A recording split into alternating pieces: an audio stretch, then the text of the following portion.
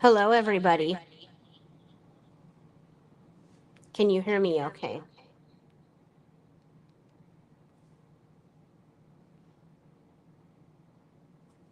Hello, Doodle. Hold on one second.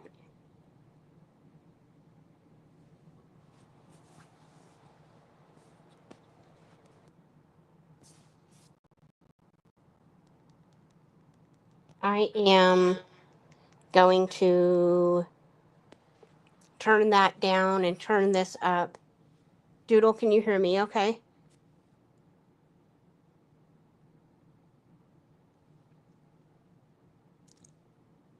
Am I echoing?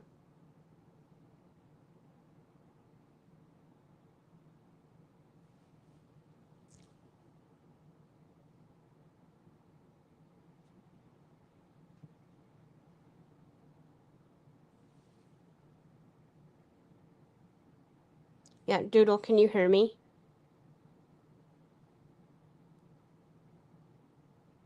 Okay, good. That is good to know. Yeah, so I just wanted to make sure everything was going to go well. Um, and I am live a little early. I understand that. But that's okay because we have a lot to talk about. Um, yeah, Doodle, one moment. Let me get you on here. Oh, never mind. Uh, yeah, I posted the link if anyone wants to join. Um,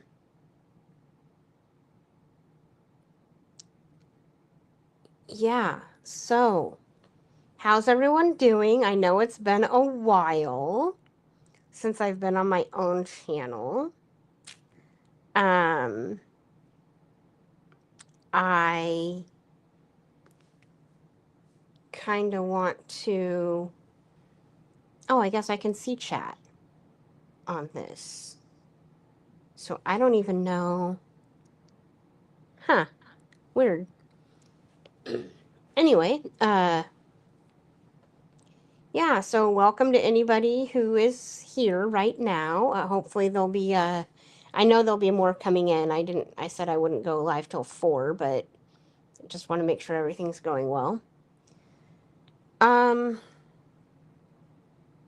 I don't know what I just was wanting to kind of talk about well, this is what I can talk about.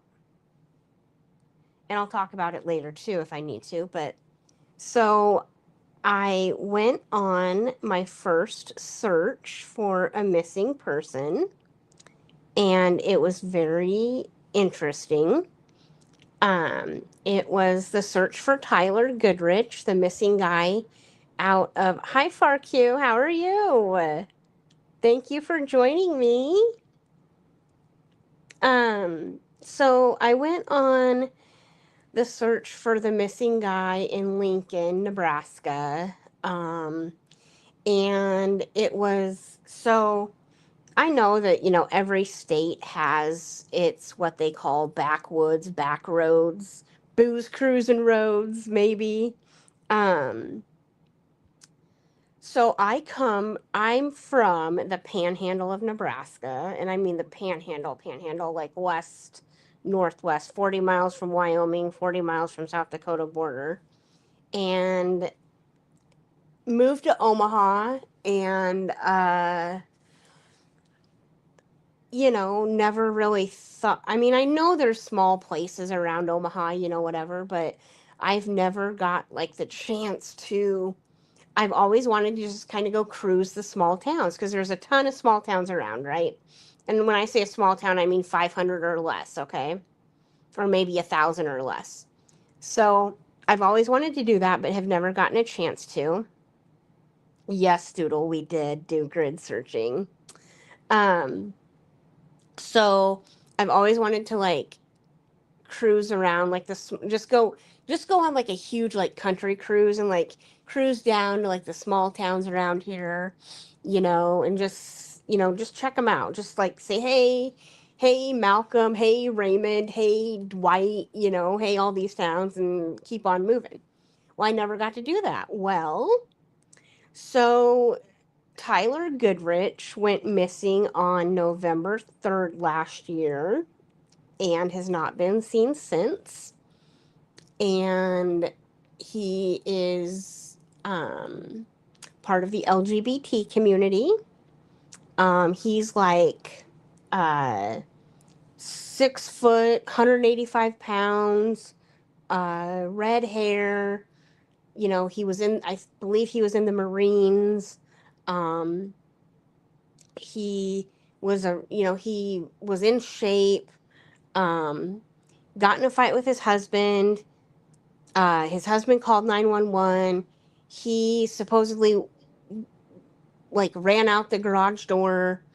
Um, all this stuff. So, uh, we went on a search for him last Sunday, and due to it being hunting season, which Doodle, you are probably very aware of this, but due to it being hunting season, they didn't want us to get out of our cars.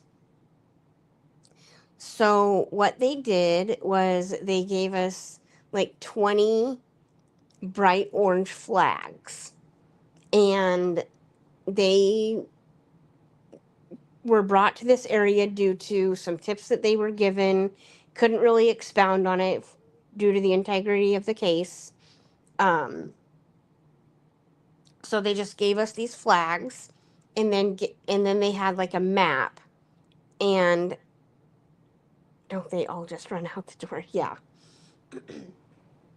So yeah, that seems to be the going story, is they just run out the door. So they gave us these bright orange flags and gave us a box, like a grid to cover. And each one of us took a part of the grid. So I was given a specific grid, and I think we were each given like 4 roads to cover. Country roads, gravel roads. Girl, let me tell you, folks, these were not highways. These were not paved roads. These were gravel. I had no idea my car was going to be going on gravel the whole time. But anyway, they didn't want us to get out of our cars due to the hunters being out, which makes sense. You know, you don't want to be counterproductive looking for someone and, someone else going down. But anyway, so they gave us these bright orange flags. I'm like, okay. And I have not, now, just for context, I have not been out on the roads like that since I've been into true crime. And the guy goes, okay, this is what you do with your flags. You shouldn't have to get out of your vehicle except for to like take 2 steps to put your flag down. And we want you to put a flag down wherever you think somebody could hide a body. And I'm like, okay, cool. So, being hyper aware and knowing where, not realizing, Brandy the OG, how are you doing, honey? Oh my gosh, thank you so much for joining me. That is awesome. Thank you for being here. If anyone wants to join me, I believe I put the link up at the top. It's way up at the top. So, do you just lean out the door of your car and place them? We should only have to open our door just to take 2 steps and place the flag. So I'm like, okay. So I'm gonna go up, and I'm gonna.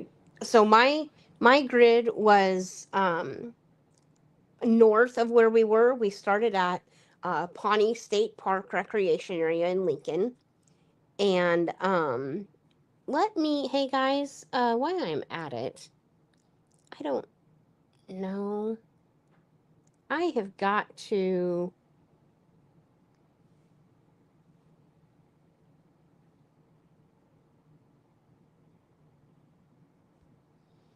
I have got to make some modifications. Do you guys know how to do that?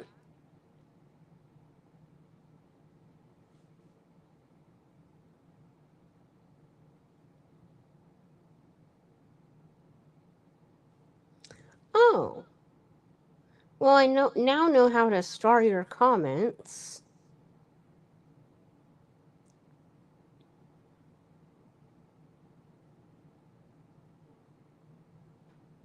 Click the person, and the ad pops up.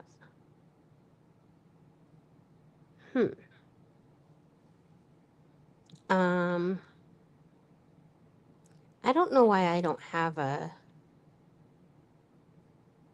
thing.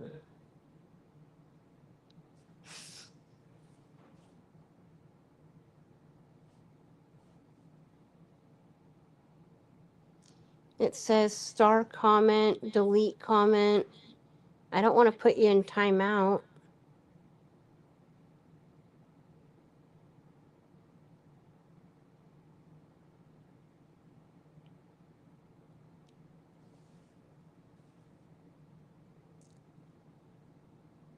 Let's see something here.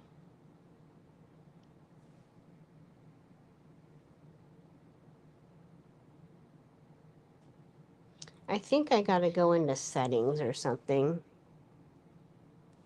Okay, hold on. May have to use your phone. Settings. General.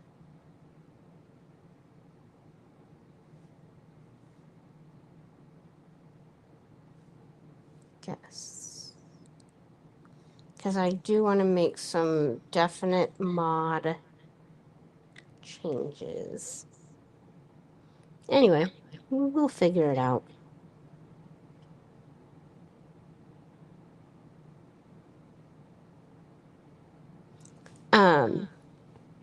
So anyway, I went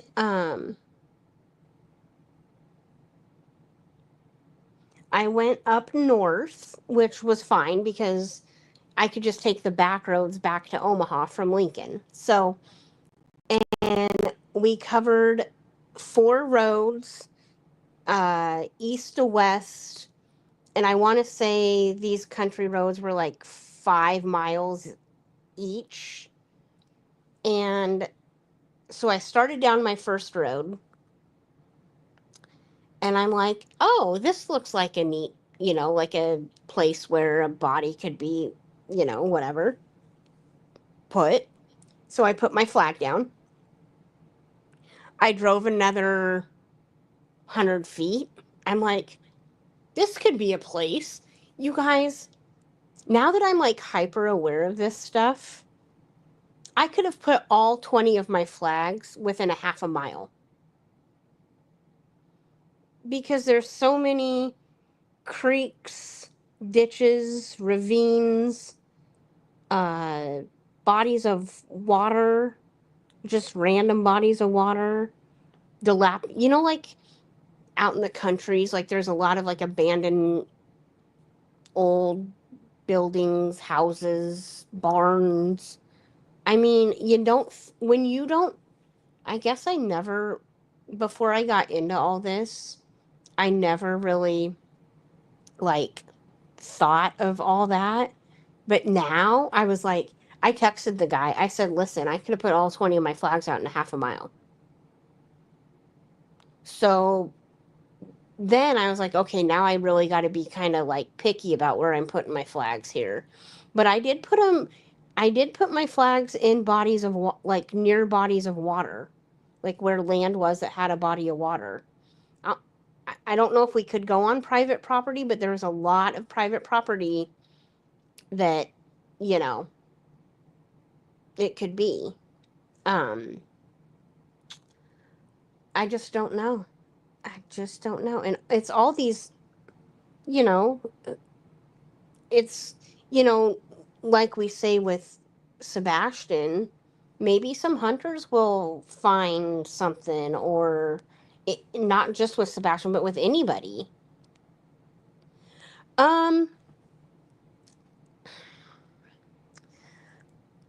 We don't really know, Doodle. That's a good question.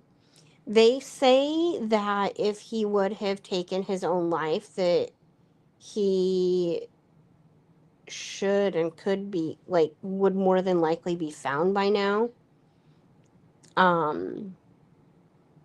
But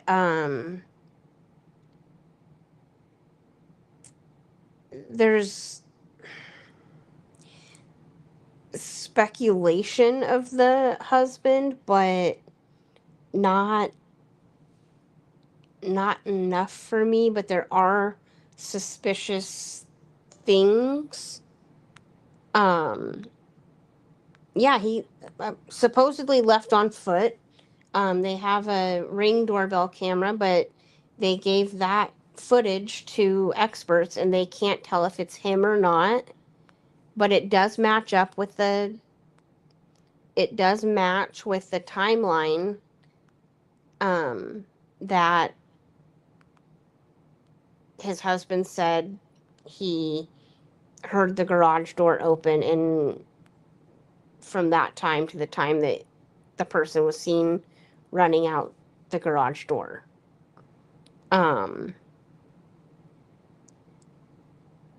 Just really, really weird.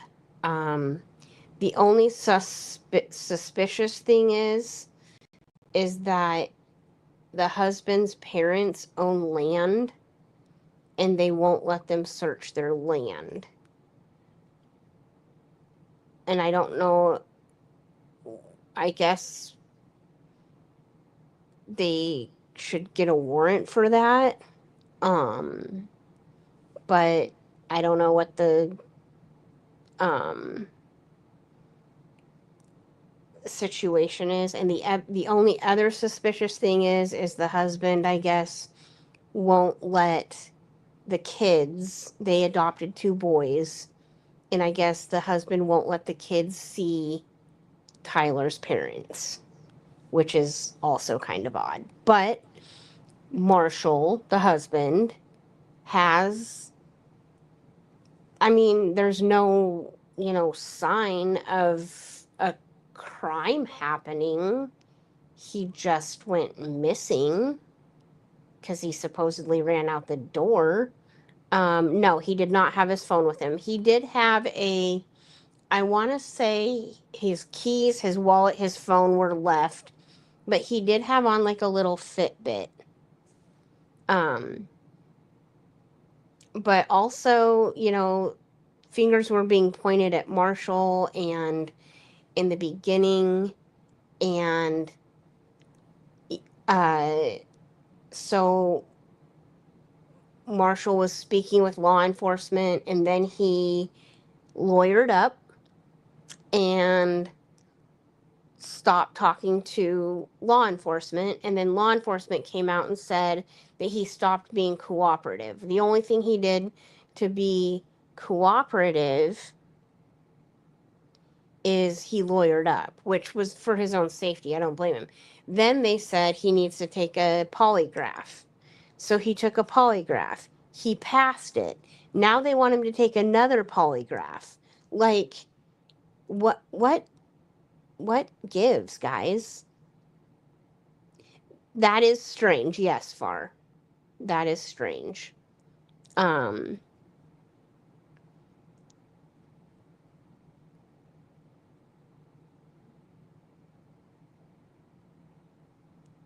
mean, you can take it, I guess the lawyering up you can take 2 ways. You can take, it's either for his safety because he's, because he wants,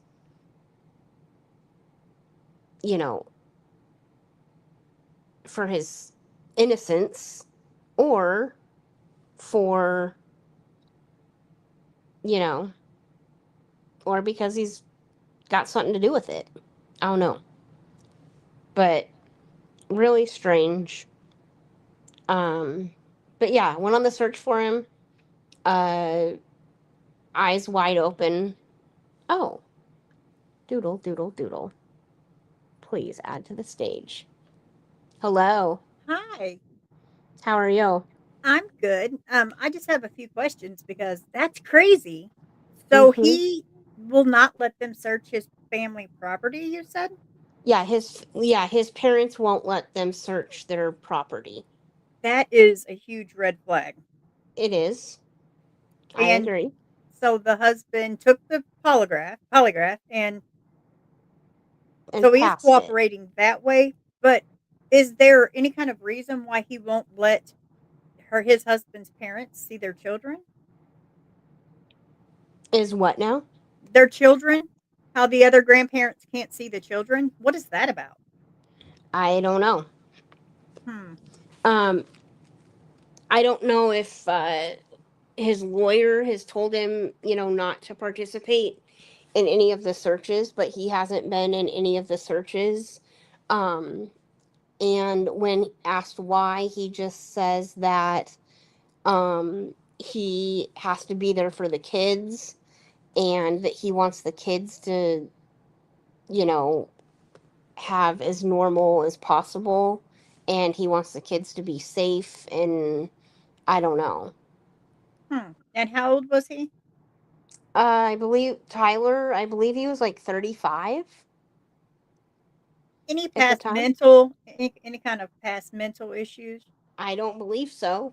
I've never been told that or never seen that. Um just know, I mean he was in the, Marines or whatever and um he's been with Marshall since 2015, I think. Not sure when they got married. And not sure when they adopted the kids, but now the other part is they were talking about getting a divorce. Oh, Um, okay. Um, so what do you think? Like, do you think so? If you put it together, they're talking about getting a divorce. They have an argument. He walks out, never seen again. Family won't let him search on their property. The kids well, don't get to see the other grandparents. Ugh. yeah, things, yeah, there are suspicions, but I don't like I say like I don't like to blame. Oh no, no, not until there's proof. Of course, Yeah, yeah, right. Yeah, I but understand. but there are but like you say like there is suspicions, but are they enough? Like I know each one kind of adds up, but each individual, is it enough to make me think he had anything to do with it? Now, the reason Marshall called 911, supposedly, is because they got into an argument and Tyler pushed him. I don't know how big of a push, I don't know whatever. Um, but I don't know why it made Marshall call 911. Um, Hey Arctic, how are you? Thank you for joining us. I appreciate that. How long Um, were they married? Do you know how long they were married? I I want to say 20. I don't know. I can't say for sure. Okay. A while. I mean, they adopted the boys and um they've been together since 2015. Not sure how long they were married. Um and technically they're still married because they were just talking about getting a divorce and I think if Tyler was still here or he was found I think Marshall would want to work it out. Sure, yeah. And do you think that I mean, is it like a bad neighborhood? Is it a high No, crime area? no, I don't think so at all. I think it's a highly I think they lived in probably a pretty good neighborhood, to be honest. And I don't even know if it was like I think to me, I don't know exactly where they lived, but when I did see, it looked like it might have been like in development.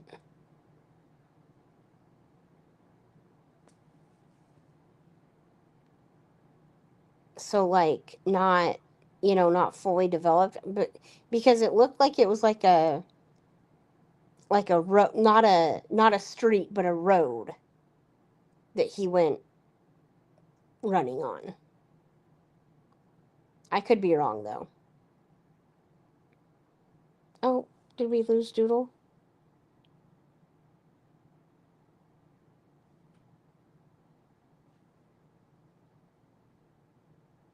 I may have lost you, Doodle.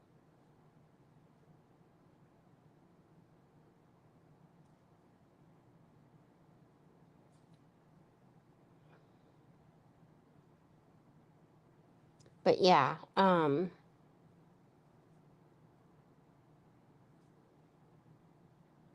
I don't want to be on here twice, so.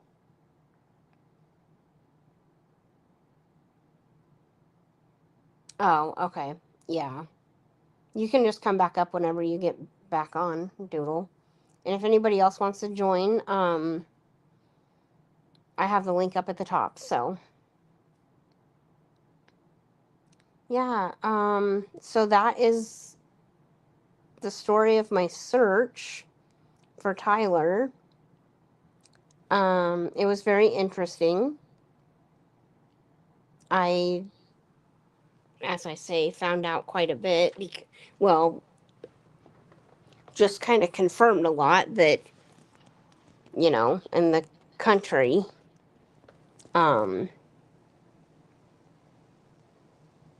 and being hyper aware of this, it could be anywhere. So I did, take pictures of um, my flags and send it to the guy. And then they're going to go, like, later on, like, when hunting season is over, um, they're going to go thoroughly search. And then, but they did get, we did cover over 320 miles of land, and there was over 125 tips. So, I hope we can, I hope they, at least I know they're going to go search those places. So, that's 125 places checked off the search list. And yeah, speaking of anything happening anywhere, excuse me. Yeah, I'm finding that the smaller towns, yeah, I do know that his dad, Arctic, is absolutely just devastated. Like, it's crazy. I It sounds like just like a Sebastian Rogers type of thing. Like he just walked out the front door, and has never been seen again. Because I will say this, I think law enforcement has said that he was on the phone with law enforcement when Tyler went out the back door. And then obviously Tyler was gone by the time law enforcement got to the house. And then um they ended up staying at Marshall's parents' house that night. So he took the kids and stayed at the parents, and then came back the next day to get some stuff. But I mean, they went through, I think law enforcement has searched the house. I mean, that's where you got to start anyway. So I think they've searched the house, and I don't think they found any, you know, um, suspicious or, items of. I mean, obviously they found his phone, his keys, and his wallet because he doesn't have those on him. Um, I, same thing with Sebastian. Like, did an accident happen, or did he get, did he, like with Tyler? I really do think that so I don't know if you guys have heard of Chance Engelbert, but Chance Engelbert, same thing. He left on foot, wasn't seen again. I really do think that these, even men, obviously, because Chance and Tyler are both men. They're not boys. They're men. I really do think that someone snatched them up. Yeah, Arctic. Like, same type of situation, except for there was no storm. I know it was November, but it wasn't that cold that night. Um, I do think an accident. I highly think an accident happened, or they got picked up by the wrong person. I really, really do. And not sure if after they got picked up by that person, something, who knows what could happen after they get. But neither one of their, tying Chance into this, I guess, neither one of their uh, bank activities, nothing, nothing, nothing. So I don't know.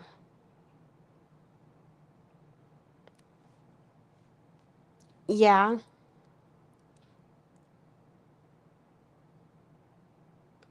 yeah. That's the other thing about Tyler is if it would I think it would definitely have to be a crime of opportunity. Um or a target, but how would they know? I don't know how they would know. Oh yeah, I don't think he planned on going far. I'm sure because they said that he did that a lot, like I think he just went for a run and he seemed to be a very likable person. I'm actually surprised that I didn't know who he was because I go to Lincoln to the LGBT bar and I'd never really seen him. I didn't know him. But I do know that a lot of my friends knew him.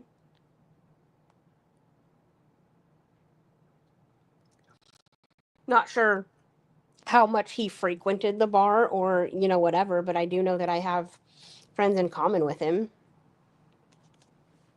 because the LGBT community, even here in, Omaha and Lincoln, we're kind of like one and everybody, if you're on the scene, you're on the scene and everybody knows everybody. So, yeah, it sure can, Arctic. It's just crazy. Now, I will say Tyler was about, um, well, Chance was 25 at the time of his missing, so I think he'd be 30 by now. Tyler's 36 now, I think, 36 or 37. So,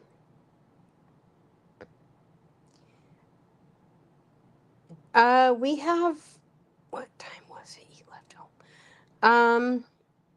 I'm not sure what time it was. I do know that it was a regular Friday or Saturday night or whatever it was. Um, and they had watched a movie with the kids, and then the one kid went to bed. I think the older boy was working, and they put the younger one to bed, and then they started having a deep conversation. Um, no, we don't have bear here. We have like deer. Um, Now, I will say we do have bobcats and mountain lions. I don't know about around here out east, though. I do know back west we do. But I'm not very privy to if there's mountain lions and bobcats around here, in the city. Um, I want to. Why do I want to say it was like around 9 o'clock or so? I'm not I don't know off the top of my head.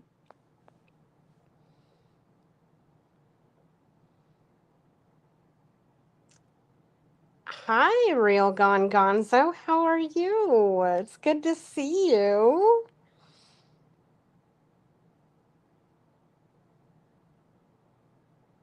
Thank you for joining me, guys. I appreciate this. I just have so much to catch up on, and I just wanted to. I guess that was something I could start out by telling you was my story of the search. I know, Real, you've been out searching for Chance as well, haven't you?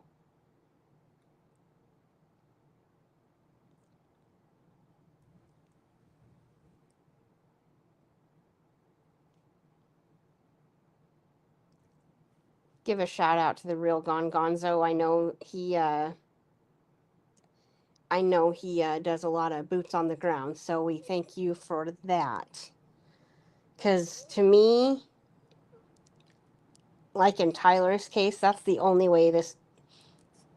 I don't know how you guys feel about Sebastian, but the more I think that he's not with us, the more I think the only way he's going to be found is by boots on the ground.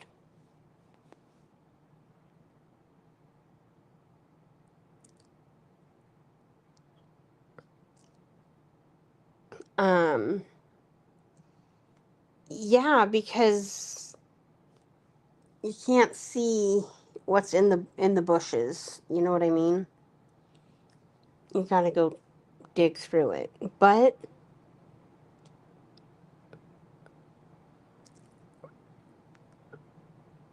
yeah, there's all sorts of things that could happen with all these. And from there's just so many, you guys. I can't wrap my head around it because there's, ones that are missing and we don't have anybody of interest. There's some missing that we do have interest. People, we have people that are found, but we don't know who did it. We have people that aren't found, but we know who did it,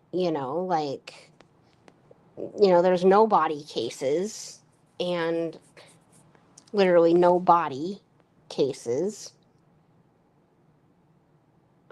And then there's, the ones that just so many. I want to know how hard they've looked at Tyler's husband. Um, I, he took a polygraph and passed it. I don't know if you were here when I was talking about that, but he took a polygraph, he passed it. Now they want him to take another one. Like, how many? I don't know. But also the parents not letting them search the property. And I think they have reason to think they've had, I think they said that his parents' property may have been active. And that's why it's suspicious that they won't let them search. I would say if they don't have anything to hide, why not? But, um, I don't know. Oh, yeah.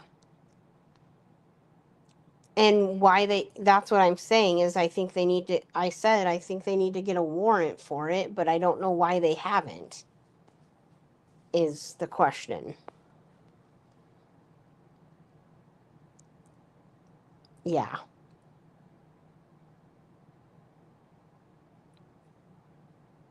It's absolutely crazy.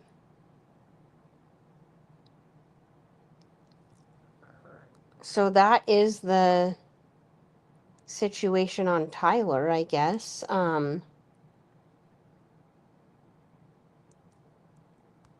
Also, we have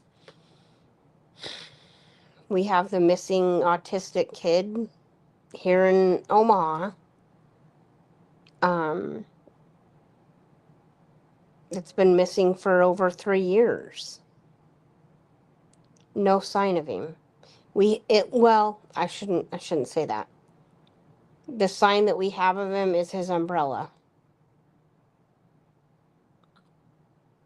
And that's, another controversial situation.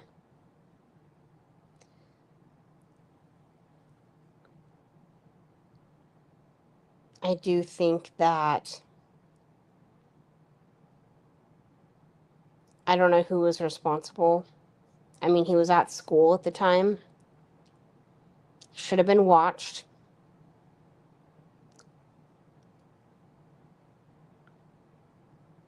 Um, should have been watched, yes.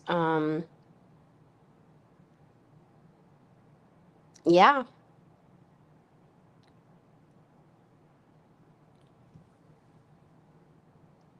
Yeah, Doodle. Everyone involved.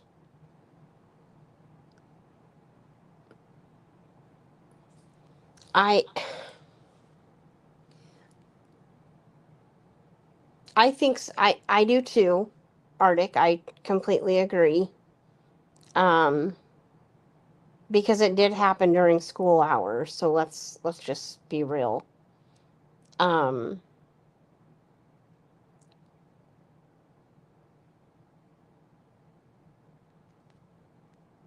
not sure what happened. I just think, but I was also told that he walked home several times before. So he knew how to get from the school to home. I don't know why the lunchtime he would be thinking to go home or wander off to home at lunchtime. And I don't know if someone picked him up and it was a opportunist thing. Um, yeah, I completely agree. Completely agree. There should be surveillance, especially at a school, because what if a fight starts in the parking lot or, you know, I mean, it's on school property, so I do. I agree with that. I also kind of question the parent, but I guess not enough. The only reason I question is because she asked for a death certificate because she wanted to file a wrongful death suit against the school. However, in Nebraska, you do have to wait 5 years for that. Um, but yes, I think everybody involved should be held accountable, and including the school. And at that point, they were the ones in charge of the kid. I don't know when they called the mom, or if she just went to pick him up and he wasn't there, or if he just never showed up at home. I don't know, but I just know that his umbrella was found. But no other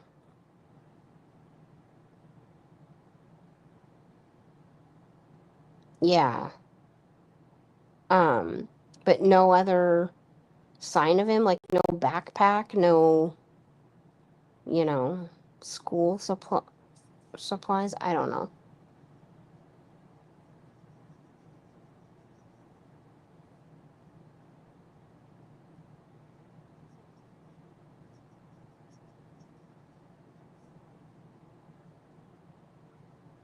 Oh yeah, they should definitely test the umbrella if that's what they've got.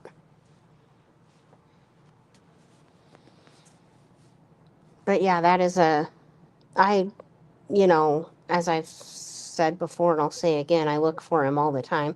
I even went up there, I went up to the elementary school a few weeks ago and just drove around the parking lot, and there was some people in the parking lot probably thinking I was some crazy lady, just circling the parking lot and going real slow and looking, at the end of the parking lot, like where the grass is and stuff. And then I went up by the apartments. I went up by the apartments. Yeah. Went up by the apartments where he lived, and like in apartments where there's trees and stuff, and then there could be like fenced off areas for like the trash or like the like the heating and stuff. Um or just in the like areas between apartments, where there could be sticks and brush and everything. There's a lot of there's a lot of areas that I'm wondering if they've looked, but after 3 or 4 years, I don't know. I mean, I've even looked, I went down by the lake area that's by the apartments. I've looked, I mean, not thoroughly, but I went down and got out and looked and, seen if there was any suspicious thing.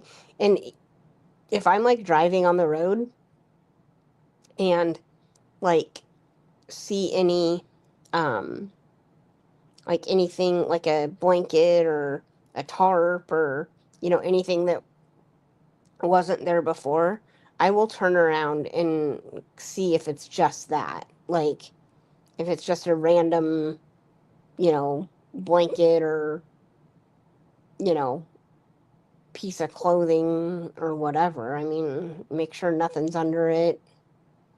I mean, I won't touch it, obviously, but I'll drive up close to it and look and make sure that it's just that. And there's a very brushy area that could be searched that I'm wondering if it hasn't been searched. And if I wasn't, if I ever get around to it, I'll try to call the authorities and see if they've searched it. But I'm 99.9% sure they have. I mean, they ain't, I'm hoping they're not stupid. Um, yeah. But I don't know. I don't know. Just totally, you know, these, people say, people say all the time, people don't just vanish. Well, they do, as we know. But I will say this. Um, I don't know if you guys agree with me or not. You can say, but or not. But um, when that does happen, somebody does know something.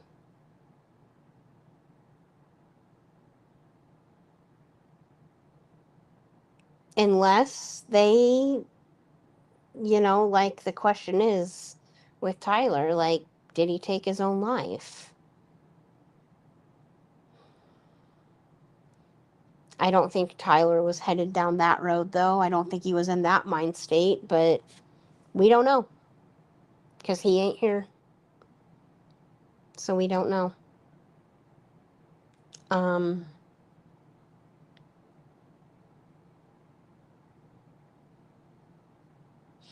I've, you know, you'd think that, but if he did, what could he have used? Um, Right, Doodle?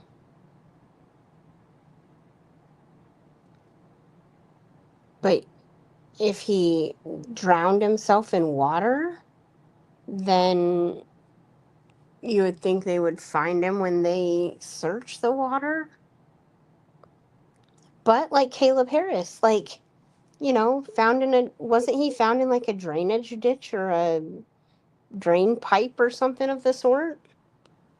So I don't know. And I, seen a case just the other day where a girl was it the girl in, I don't want to get my stories mixed up.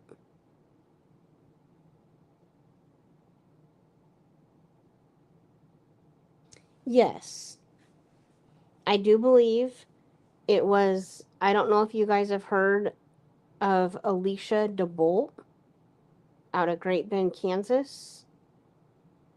Is she the one that was found?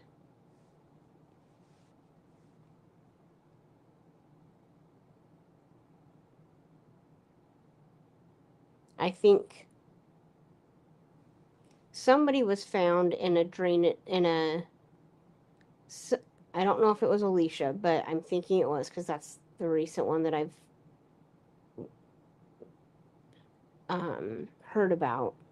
But they were found in a drainage ditch, and it was like 2 years later. And um, people said that when they got to a certain point of it wasn't a drainage ditch, but it was like a drain along the sidewalk. And they never searched the drain. They never searched the drain, but this girl said every time she went to the park that she smelled decomposition. And the dogs didn't hit on it or something. And so they just kept on and kept on. And all of a sudden, 2 years later, and I don't even know if it was case related or not, but they were digging around the drain for some reason, for some other reason, and sure enough, found her remains. And were able to identify that yes, that was her, and she'd been there for 2 years, 2 or 3 years. So, not sure why, if one person doesn't smell it, why law enforcement wouldn't smell it.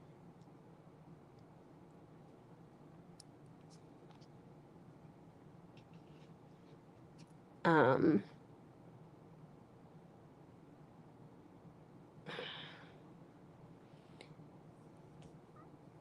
yeah, and I don't know if there was a body of water.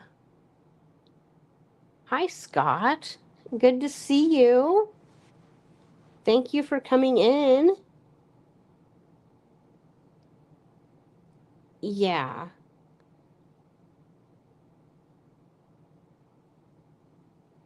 Um, but yeah, that was that story. I think it was Alicia DeBolt. I'm not sure. But I don't know. I could be getting my some stories mixed up too.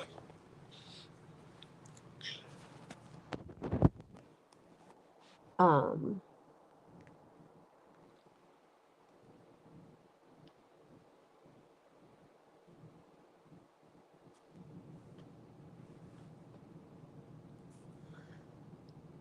gosh, I hope everyone's doing well, having a good Sunday.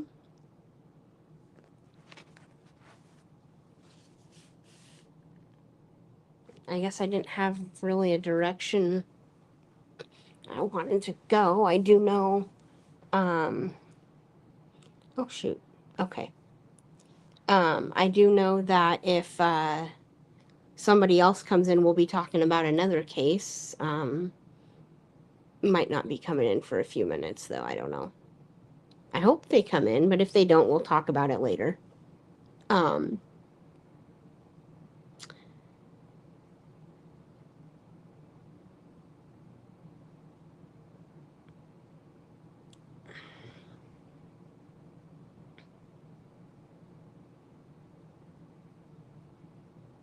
yeah, if anybody wants to join me, and just kind of have a informal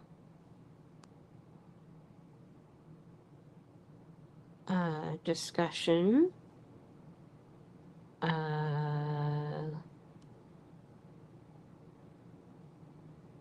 let me.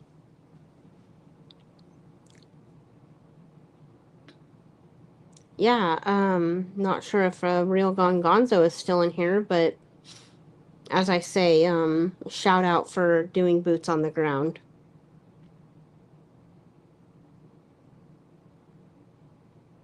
Well, thank you, Far. I appreciate that.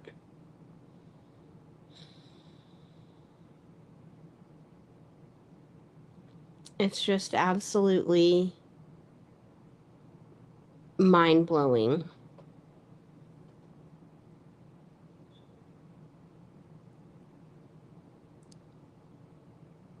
And, the back to Tyler's case, I was talking to the investigator guy that was heading up the search. I can give you guys his information if you want it. But, you know, in these types of things, I think of law enforcement. Like, I mean, you think I'm frustrated. I don't even know the guy. I'm not a friend or a family member of the guy. I have talked to his friends I have talked to his friends. I'm frustrated. I can't imagine putting my blood, sweat, and tears into something like this and coming up with nothing. I mean, we don't know if they have nothing, but they're not saying nothing. So as a person, I'm assuming they have nothing. And the same thing with Sebastian. Like this, you know, I think they either have something or they don't. But whatever they do have, they ain't saying because it's to protect the integrity of the case. Got to be frustrating. Got to be frustrating.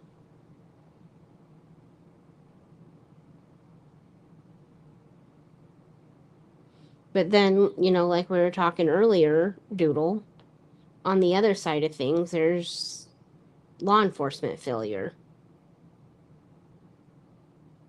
So the whole in Arctic, I don't know if you're still here, but the whole system needs to be revamped and and I don't know. I was going to ask you guys if you knew what. I don't know what we can do other than, keep their names out there and, you know, whatnot, doing our part to keep their names out there and stuff. But as many people and as large as the true crime community on the YouTube streets is, I have to say, and I don't know if you guys are, you know, isolated as well, but I don't have any friends that are, except you guys, that are into all of this as much as I am. So I'm very um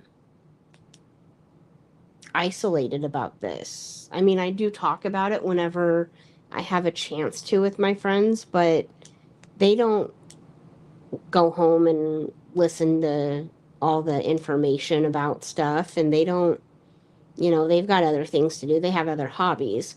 But I don't know if you guys think there's anything that I can do to get more people interested in stuff like this, because it is absolutely,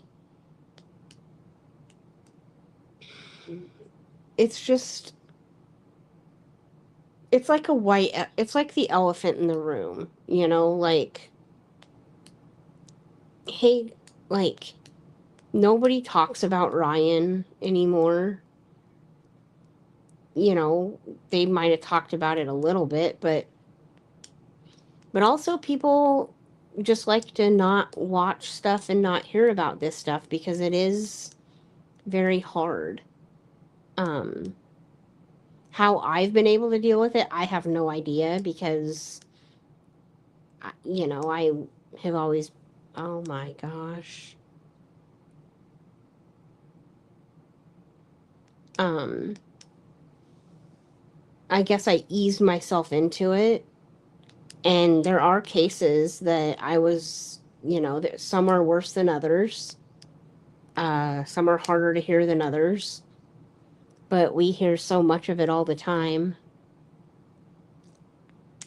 Oh, thank you for joining us, Far. I appreciate it. Um, I just don't know what I can do to get other people interested, other than advertise my YouTube channel. um, and I do. I do that. And just, I do try to talk about it as much as possible. Um,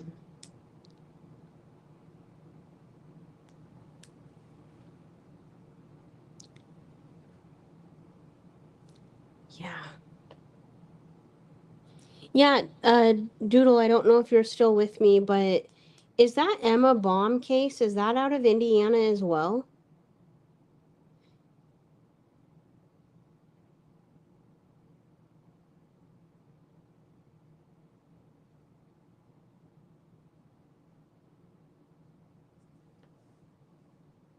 I guess I didn't realize that.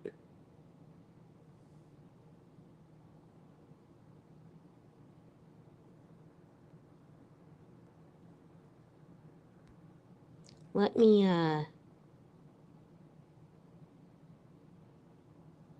post my link again, just in case somebody lost it.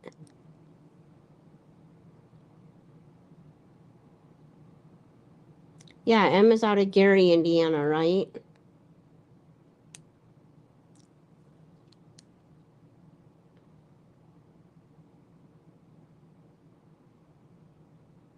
Yes, thank you, Arctic. And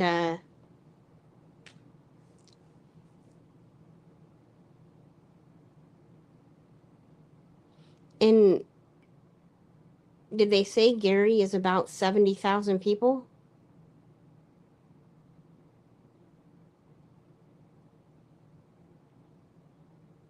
So I mean, it's not small, but it's not huge.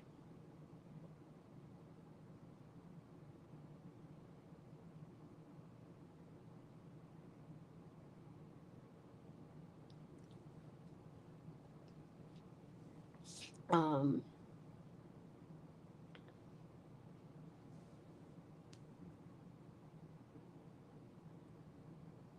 I guess there's a missing guy in Omaha, Arctic, that I have not even heard about on the news. And only heard about through you, I think. You were somebody else. Yes. So that's another guy that I was thinking about. But my friend has a person missing uh, here in Omaha. He's been missing for about 2 weeks, I believe, or so. Probably more now. Um, Let me see if I can find out. Uh, I take pictures. So let me see.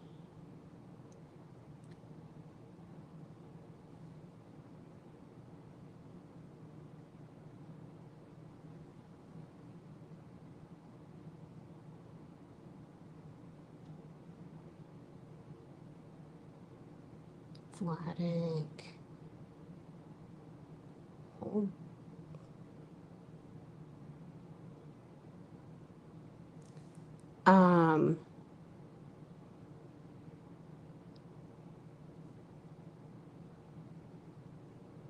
he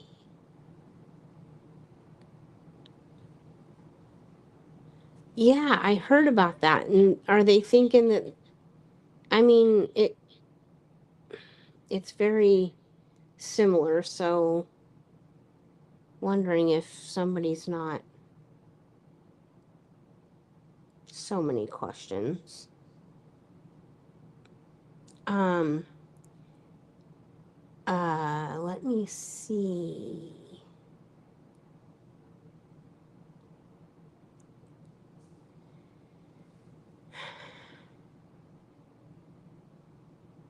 So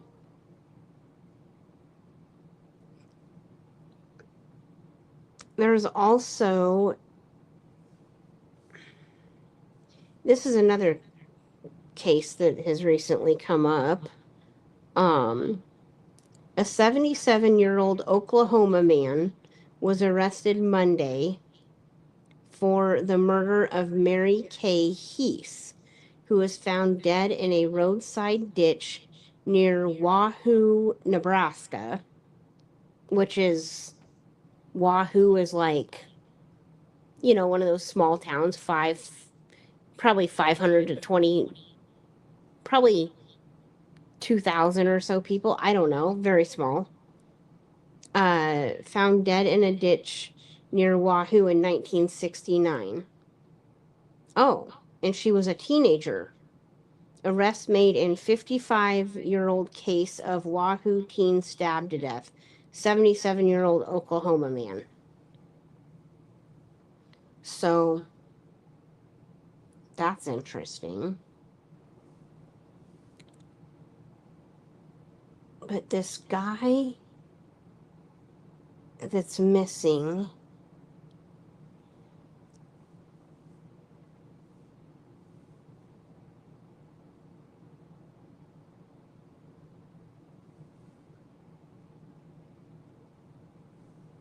is Curtis Bryan or Brian.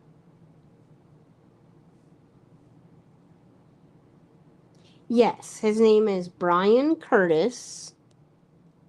Um,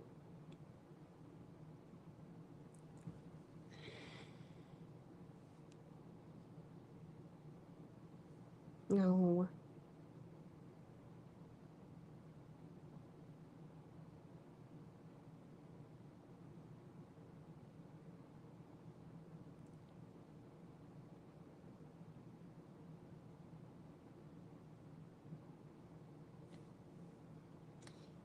It seems that he went to jail in September, but then got out. I looked it up, and he went to jail in September, I believe, but then got out the very next day. I don't know if it was because he bonded out or whatever, but now he's absolutely missing. So I don't know. White male, 5'4", 200 pounds.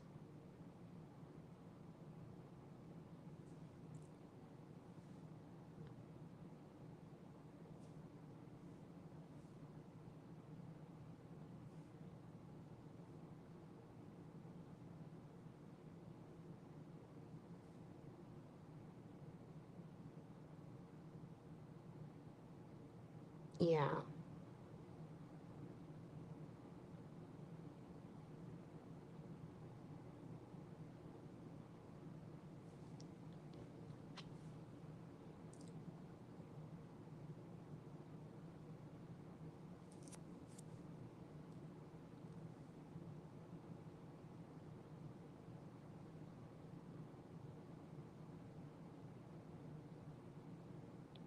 Not sure.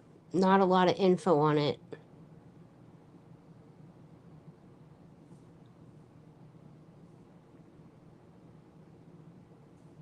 Um,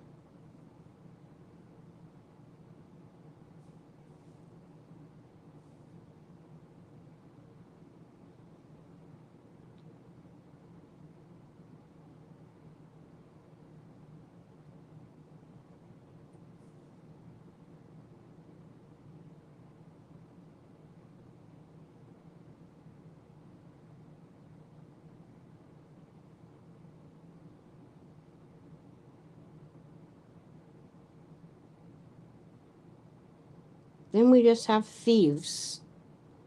Like petty crimes. That is outrageous.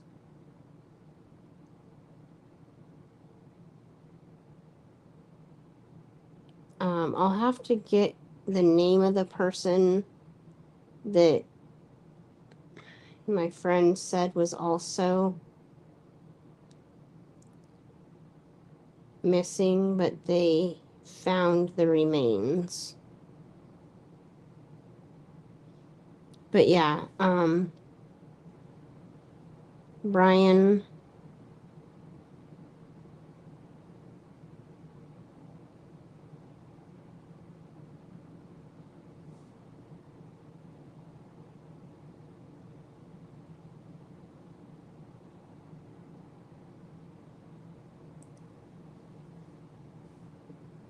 Yeah, Brian is still missing. So, anyways, 13-year-old. Yeah. It, I mean, they could be unrelated, but they, similar things close together, they could or could not be related. That's the thing. Now, the question is, if they are related, do we have one or two people in on the same things, or do we have two people in on two separate things? There's just so much to go over in all this, guys. So much. Hold on one second. I'll be right back.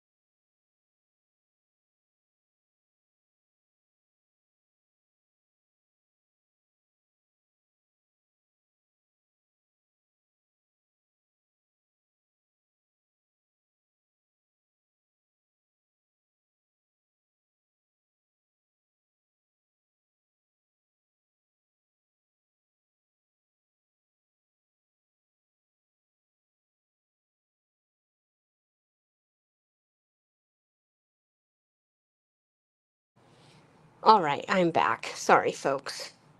Had to get comfy again. Uh, um, but yeah, there's just so much. Like I add a name to the list every day, and I absolutely just don't like it.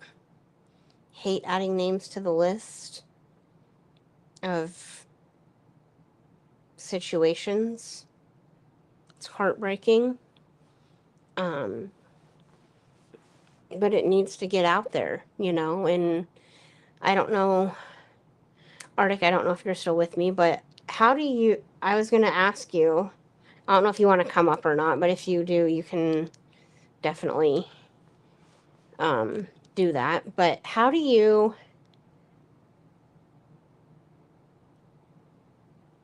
decipher on like what you want to cover? I mean, hi Salty, how are you?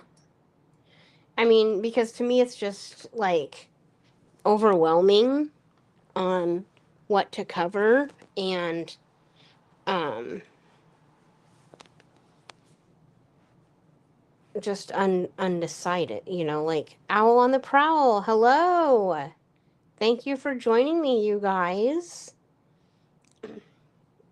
I was just about to see if I don't know if you guys can maybe let Barbara and um Southern Gal know that I'm on. Scott, you're still with me. Thank you so much. I appreciate that. Um but yeah, yeah, Owl and Salty, thank you for joining me. um oh gosh, somebody. Oh, Arctic. Yes. Add to the stage. Hello, How, hello. how's it going, my friend? Oh, it's going. As far as how to decipher, there's not really a good way to decipher. I try to look at the cases where there's a good photograph of the child that I think will actually capture some attention, and Mm-hmm. for ones that have enough information to even put a video out, because in so many of these cases, you've got a little 2-second blurb that's been put out by law enforcement that doesn't have any of the real details at all to even put anything out on the child. So Right, right. So yeah, like in your case, there has to be enough information, like to have at least flyer information and a legit uh police department phone number, correct? well, I mean, I put stuff out that doesn't have a police number with it because some of these cases, law enforcement has turned their backs on the parent that's trying to get the information out.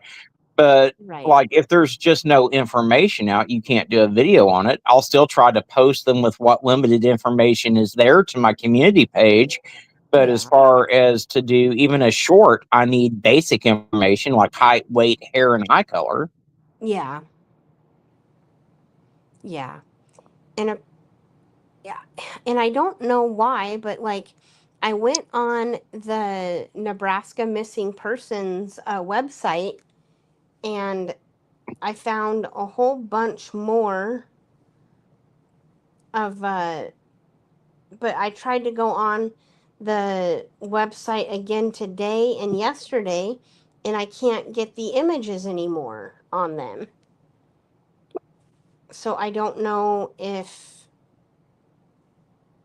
because I push all submit and then it doesn't give me any pictures. And I even tried it on my iPad and I used to get them on my iPad and my phone, but now I can't get the pictures on my iPad or my phone. So I'll have to see if I can get it on on a desktop. Well, now on the missing kids, you can try cross referencing with NCMEC because they'll almost certainly have pictures posted there. Oh yeah, NCMEC. But I'm saying like on statewide missing persons. Like I went to Wyoming and they don't have pictures, but you can click on the thing that says the name. But on Nebraska's, I can't even get the the list of people to show up anymore. See, that's weird. That's got to be an issue with their website. I'm wondering because I was able to do it before, but just the last couple days I haven't been able to. I don't know. I would maybe call the number on the website and let them know what's going on with it. You know? Yeah, yeah, that is an option. Um, but yeah, and I don't know if you know about this because so I don't know if every state does this, but like every day, if you go on that Nebraska Missing Persons website, you'll find at least 8 or 9 people every day that are listed on the missing site. Well, I think what they do is because I found out recently, one of my friends had one of their kids apparently go missing, but they were found, but they're still on the missing website. So puts I think Nebraska puts out all the like runaway cases on the missing, which is a good thing because a runaway can become a missing in 2 seconds flat, you know? Well, yeah. So I don't know if they, I mean, the kid was found, like, whatever, but he's still on the missing site. So I don't know if they just update it, you know, frequently or not every day or Well, and how a lot frequent. of it's going to depend if the local agency has contacted the administrators of the site and said, "Hey, we found them. Go ahead and take Yeah, them down." Because I know that even NCMEC and the Aware Foundation, unless someone lets the website know, well, they don't know to take that person down. right, right. But I think I mean, because somebody commented once, like, oh my gosh, there's a lot of missing people in Nebraska. Well, they're not all necessarily still missing. They just haven't been taken off the website. Well, Because yeah. they I mean, I understand maybe a week's delay sometimes, but any more than that, there's no excuse for those law enforcement agencies need to get on the ball and say, "Hey, look, this one's been done, this one hasn't." Yeah, They are real that's good what. about it in the Amber Alerts, but the other cases not as much. Yeah, and that's what I was going to say. Like, I do appreciate you. I do know on your page when, you know, you keep it updated, and I see a lot of, you know, found safe updates. So that is a shout out to you, I guess. I mean, I try to. I try to post the found safes on the community page as soon as they're found, or as soon as I get notification that they've been found. But Yeah, given the yeah. sheer number of cases that I cover, I have a hard time keeping up with it. And sometimes, I was unless gonna, one of my subscribers lets me know, then I don't know. yeah, I was gonna ask, how do you keep up with it all? Girl, I'm telling you, I don't keep up with every person that's been found. I do the best that I can, and Yeah, if one's been found and I don't catch it, I just depend on my subscribers to be like, "Hey, good news, they've been found." yeah, yeah. There is no real formula to this. Hello, Scott. King Scarlet, hello. How is everyone doing? FDLE Florida in Florida has a great system. There is no real formula to this. Yeah, I I mean, I guess, and I've been thinking about this and like what to cover, like, because there's so much out there. I think what I'll do is just do like what I think would be interesting or what I'm interested in. And then I also because I also want to, you know, get out what people want to know about too. So if anybody does have any ideas, they can, you know, definitely let me know about, you know, lesser known cases if, you know, but the problem with the lesser known cases is, as you said, Arctic, is that They don't a get lot of any. times there's not Yeah. a lot of information to even do a short, let Well, alone. there's not a lot of information, and let's face it, the lesser known cases, which is what I tend to focus on, they don't get the views, they don't get the traction from the community because all the community really wants to see is a bunch of bullshit and drama. Just to be honest. Mm-hmm. And that to me is just absolutely bizarre. I don't understand it. I'm not, that's not what, at least I don't understand it because that's not what I came to the true crime community for. You know, I didn't know that all this was happening before I I joined. knew that it took place in the community, and it took me a long time to figure out who to trust and who not to trust in the community. Trust me, I ended up over at Ziggy's when I first came here, of all Mm-hmm. people. So yeah, I mean, it takes some time. Yeah, Um, it does. You know, but I've been in on it for what, a little over a year now, and you know, had I've you know, my originals are not, I'm not as privy to anymore. So you live and learn type of thing. yeah, definitely. um But and you'll get better at this as you do it. More things will come to you more naturally. It's just a process, and the Yeah. thing of it is there are so many missing out there that even if you wanted to do a video on every single kid, there'd be just no way to do it. I mean, Right. Right. Because there's no possible way that you can keep track of everything. no, I mean, It's not I all. used to drive myself crazy with it. I used to like 20, 30 videos a day. And finally I got to the point I was like, I can't do this anymore. I was like, I'm Yeah. gonna do 5 or 10 a day, and then the rest I'm gonna post to my community wall because Yeah. you'll drive yourself crazy and you'll drive yourself into an early grave if you try to keep up at the pace that I did for over a year or so. Yeah. Yeah.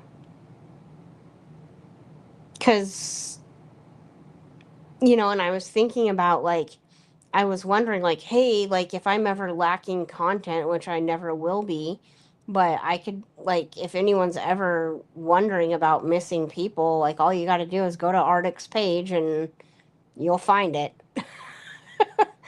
And, if you start digging into, the individual ones, you can find out which ones have more information than others and weed them out that way, I guess. That's true too. And a lot of I'll tell you what's been gaining a lot of traction for me lately too is going in and covering some of the cold cases that I've been covering lately. And some of the ones that Mark and Betty have been referring to me from over across the pond in Great Britain, those have been getting a lot of traction too, which is weird. Hmm. Yeah, I'm very intrigued by the cold cases. Um, I just because they just bother me so much. You know what I mean? Like they just they're the frustrating ones. Where we might know what happened to somebody. We might have found them, but we don't know who. We have no leads. Like it's just so frustrating. Well, they're frustrating because in hindsight, we can look back and see all the mistakes that the original investigators made in the case and Hmm. like evidence not being preserved and stuff. But then you also have to keep in mind back in 1981, no one was thinking about DNA either. So, Right.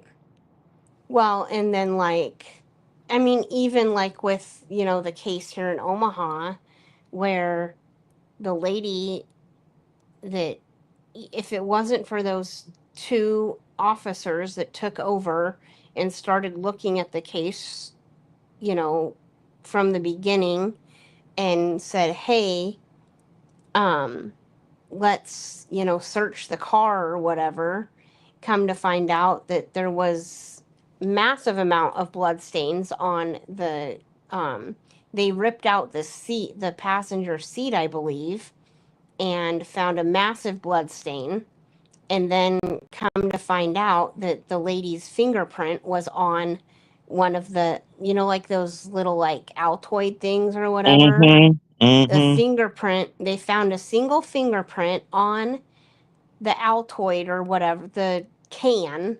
I don't know if it was a chew can or an Altoid can or whatever. They found a single fingerprint that said that the lady at some point was in the other lady's car, and that's how they led to the other lady and ripped out the passenger seat and did a thorough search of her car, and there was a huge blood stain enough to um, recognize that this lady, like enough blood evidence that the the lady could have died. And so, they, and then the fingerprint on the tin can led to the, was a match. So they know that at some point she was in her car, so therefore they had enough evidence to arrest her and end up end up charging her, and she's spending the rest of her life in the correctional office, or the women's correctional facility here, but the body has still never been found. Well, I mean, and it's those cases where the remains have never been found that really stick with me. I mean, little girl from my hometown here in Arkansas, Morgan Nick. She went missing out of Alma, Arkansas, which is just literally 2 miles down the road from me, Mm-hmm. and she's been missing since 1995. And that case was mishandled from the get. A Yeah. short time after Morgan went missing, a man tried to abduct a little girl from a Sonic here in town. That man was arrested. His name was Billy Jack Links. Well, at the time that he was arrested, because it was so close to Morgan's kidnapping, they did a forensic analysis of his truck. They found blood, they found hairs, they found all kinds of stuff in there. They lost all that evidence. And then all these years later, the cold case team reopens the investigation. Through a miracle of God, they tracked down this truck that had already been processed once, that had been resold numerous times, and they were able to reprocess it again. And they found one single blonde hair that they said either belongs to Morgan or someone in Morgan's family. And seeing as no one in her family knew who this Billy Jack Links guy was, it's proof that Morgan was in the truck. But all these years later, Billy Jack Links has long since passed away. We still don't know where Morgan's remains are. So, yeah, I Right. get it. Yeah. Oh, wow. That is, well, it's just the same thing with, I mean, it's just crazy how they can find one, like you said, one single strand of hair that can make a huge difference, Even look at, I don't know if you've heard of Denise Huskins, the um, girl that was kidnapped out of her boyfriend's home and um, released 48 hours later. And then when they told their story, they thought they were lying. So they were almost charged with wasting resources. And then it was like 2 months later or some months later, another thing happened in the neighborhood and another lady took over the case and she found there was something tested that led to a blonde haired, blue eyed girl, and that's what led to they found it in his car, and that's what led to them, finding this guy, Matt Mueller, that has been charged with the kidnapping, the SA, and everything of Denise. And then, so they settled. And then I don't know what happened with the other, because he also tried to break into another house down the road from them in the same like neighborhood. It was in the Mare Island in Vallejo. And, Denise and Aaron, like, they go to Crime Con, and that's where, I met them and everything. They have a book called Victim F. And, yeah, so like one little hair piece of DNA can make a major difference. Well, yeah, and we're going to see a lot more of that, especially as genetic genealogy comes into play, because that's what's solving multiple of these cases. The boy in the box out of Pennsylvania, the boy had been Yeah. unidentified for over 50 years, and he finally has his name back thanks to genetic genealogy. That's also what caught the Golden State Killer, and that's what's Yeah. going to crack a lot of these cases. Yep. Yep. It just, yeah, it's like I say, like just frustrating when the remains haven't been found. But the Or, frustrating is that in so many of these colder cases, a lot of times evidence is either misplaced for years or is destroyed altogether. So even with the advances in genetic genealogy, if you don't have the evidence there to test, you can't solve the crime. right. Or if like you have, the person's been found, but you don't know who did it. You got no leads. Like, because there is no DNA. I don't know. I don't know how there isn't any DNA, but it's not, I mean, the one case I'm thinking of is 20 years old, and it's not like you can go back and knock on someone's door and be like, "Hey, can we look around here?" You know what I mean? Like, I don't think a lot of that. It might happen, but it doesn't happen a lot, I don't think. It doesn't. I mean, they would have to have sufficient evidence to get a warrant and then go look around at whatever place or to Yeah. do something like that. But, and sometimes they can get that if they're, I mean, the cases are rare, but there are cases that have been solved after 40, 50 years. And it's because, well, I mean, even 10, 15 years ago, touch DNA wasn't a thing like it is today. Right. So, Right. I mean, I don't know. Do you think that it just, and the thing that I guess the one that I keep going back to for that is Idaho and how they have destroyed the house. I mean, I don't, do you think all the, I see both sides of that. I do I too. see why they tore it down because it was a horrific reminder of what happened in that house. But at the same time, how much evidence got destroyed in the process? And how I much hope DNA? that they had removed and cut out, places of drywall, places of carpet, whatever that they may need for future investigation before they allowed the house to be destroyed. I can't imagine that they didn't, but given what I've seen in some of these prior cases, I still have to ask myself, did they really do that? So, Yeah. Yeah. It's just crazy. Sometimes it's trending, sometimes it's a gut instinct. A lot of DAs won't bring the case to trial with DNA evidence alone, especially in older, cold cases. Yeah, just definitely stuff to think about.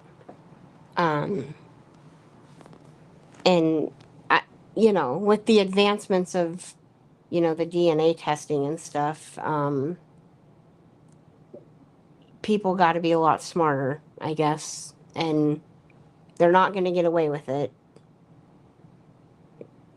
They might get away with it, but the longevity of that is going to be shorter now, I think. Um, they didn't let them use MVAC on house. What a shame. Um,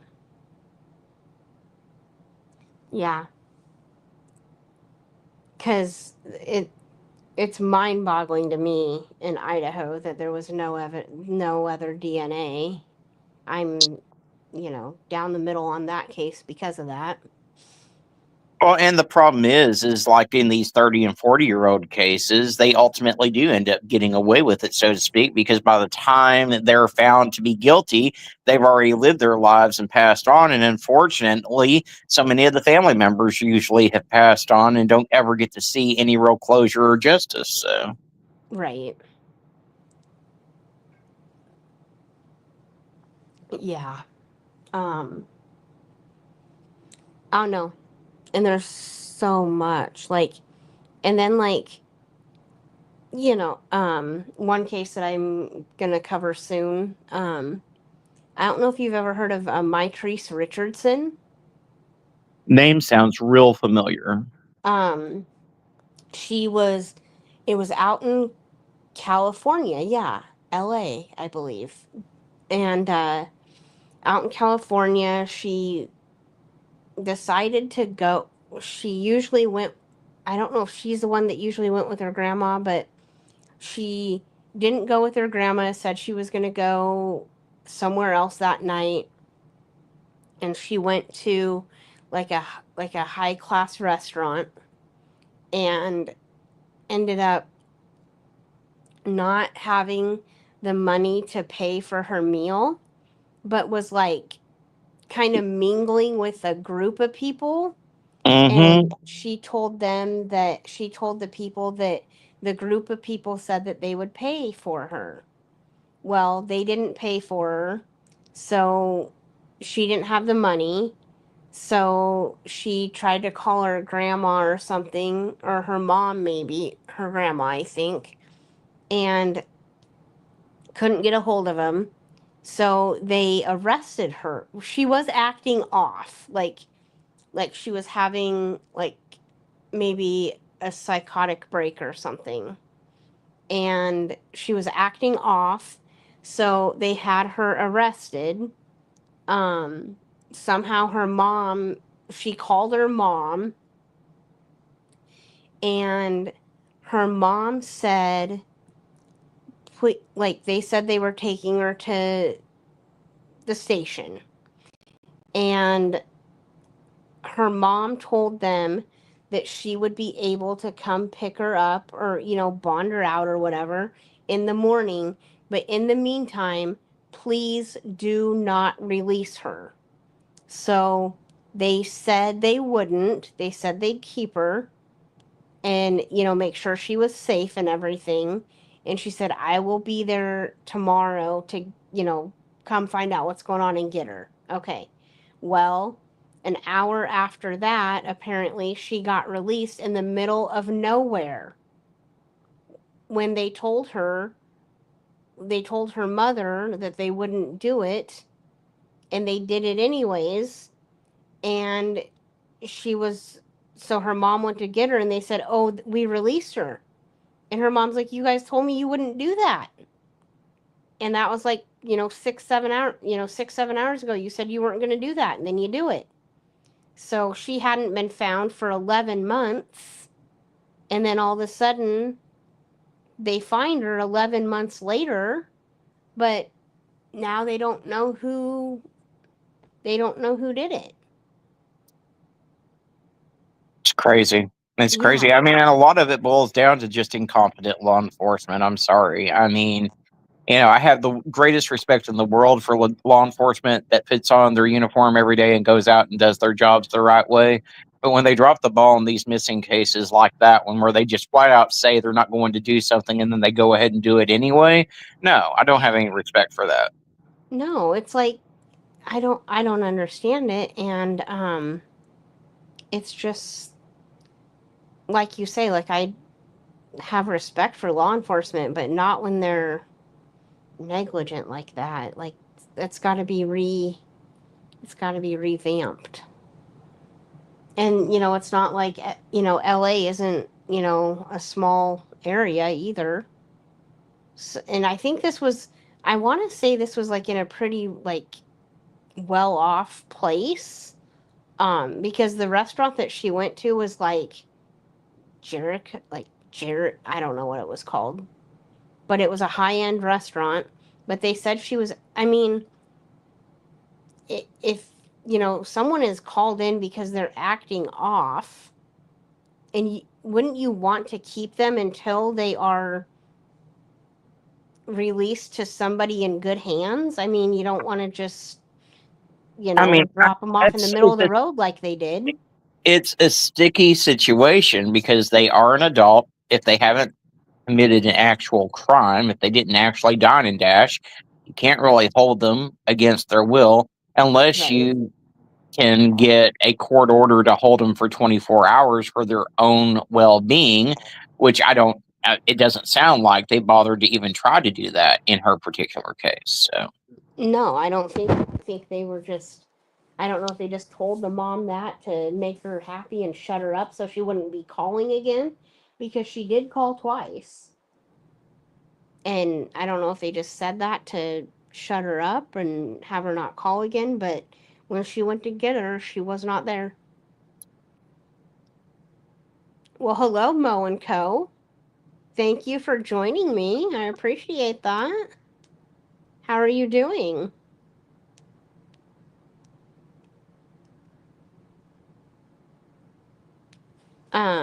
But yeah, like that's a very, very, very odd case to me. Um, and there's several, that's one that's not around my area, but there's a couple others in my area that one is over, happened in 2010. She's never been found. I think she's the one that was maybe shot in the Walmart parking lot or something like that. Another one, a guy went missing on his way to work. Yeah, there's just a lot of.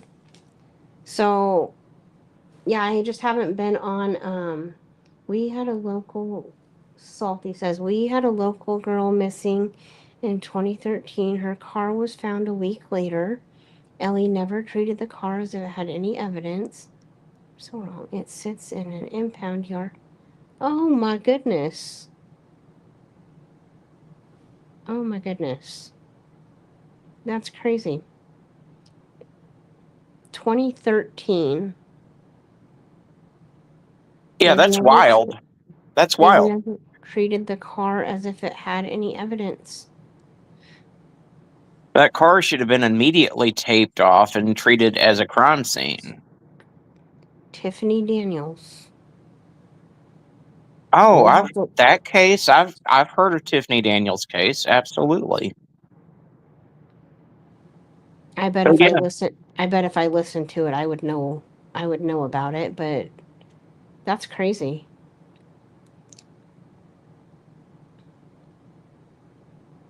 Yeah, I do think they know the girl that was shot in the Walmart parking lot. I do think they know. Oh yeah, he's in jail for it, but they've never found her. Not sure what a family is supposed to do without the remains or them being found safe. But so sad. Oh, well, that's another one I'll just add to the list. I mean, I add to the list every single day of my life. Crystal Rogers kept her car for a long time.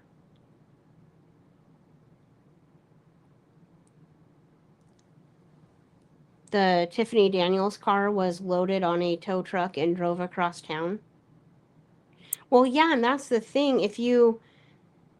Oh gosh, if you don't take the car and get the evidence right away, and then other people come onto it, there's a contaminated crime scene. Am I not correct, Arctic? Oh, you're 100% right. The first thing that they should have done in the case that you were talking about earlier, that where the things sat in the parking lot for all this time, is they should have taped that son of a bitch off and did a forensic analysis of it, processed it just like they would any other crime scene. We've got cases like that up here in Arkansas. That there's a guy missing out of Bentonville right now where his battery was found disconnected. There was all kinds of stuff going on with the car. And they never processed that car. They released it back to his ex wife, who, in my opinion, is probably the one that's most likely responsible for his disappearance. Yeah.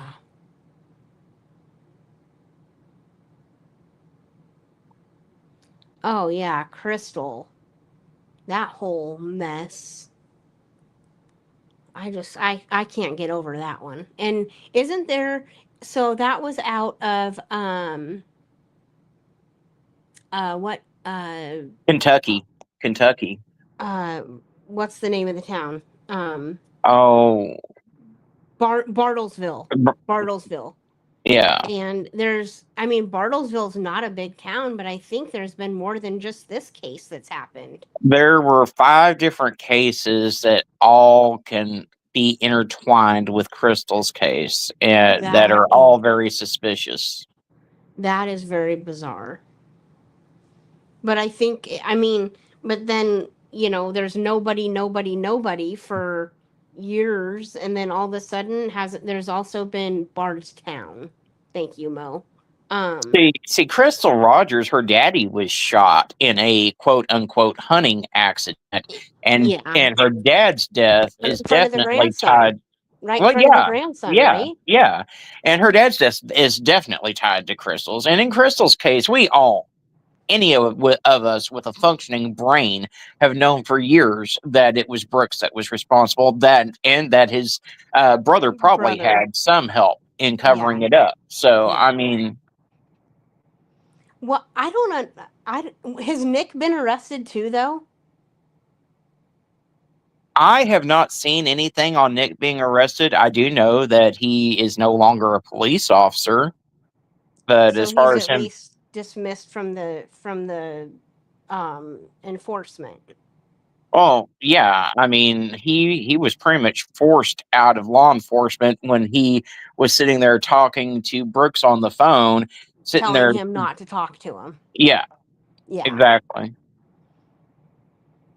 So he's suspicious, and then Brooks obviously, and then I think I heard of like I think there's been 3 people arrested that I know of. See, I'm not sure. I need to go back and research that a little more because a lot of this took place when I was taking a month off for health issues. So I missed a Yeah. lot in the Crystal Rogers case. I do know that one of Nick's partners got shot and killed on the Parkway. Um, which Yes. they're trying to, like I said, there were a number of murders and everything that took place along that parkway that a lot of people feel are connected to one another. So, Yeah. Yeah. Well, and let me tell you, I'll tell you, this is just a sliver of hope for humanity. Um, so in my hometown, Ord, Nebraska, okay, town of 2,500 people, I moved there in 1994. So in 1989, there was a lady that was working as a bartender, and yes, lady was working as a bartender, and she got off late at night and was never seen again. Her name was Kathy Beard. I don't know how old she was, but she went missing that night in 1989 and was never seen again. And I believe, not sure how long later, I want to say it was months to maybe even years later. Because I think she was missing in 89, maybe found in 91 or 92, maybe. And nobody ever really, like, they didn't find her for that long. And nobody ever really knew what happened or who was involved. Well, there is a bunch of witnesses. All this stuff happened. Really, they only had one person of interest, and I'll cover it on my channel. I don't have all the details off the top of my head, but basically years go by and not sure. I mean, this was just a few years ago. I want to say 2018 maybe. Let me find out the exact year.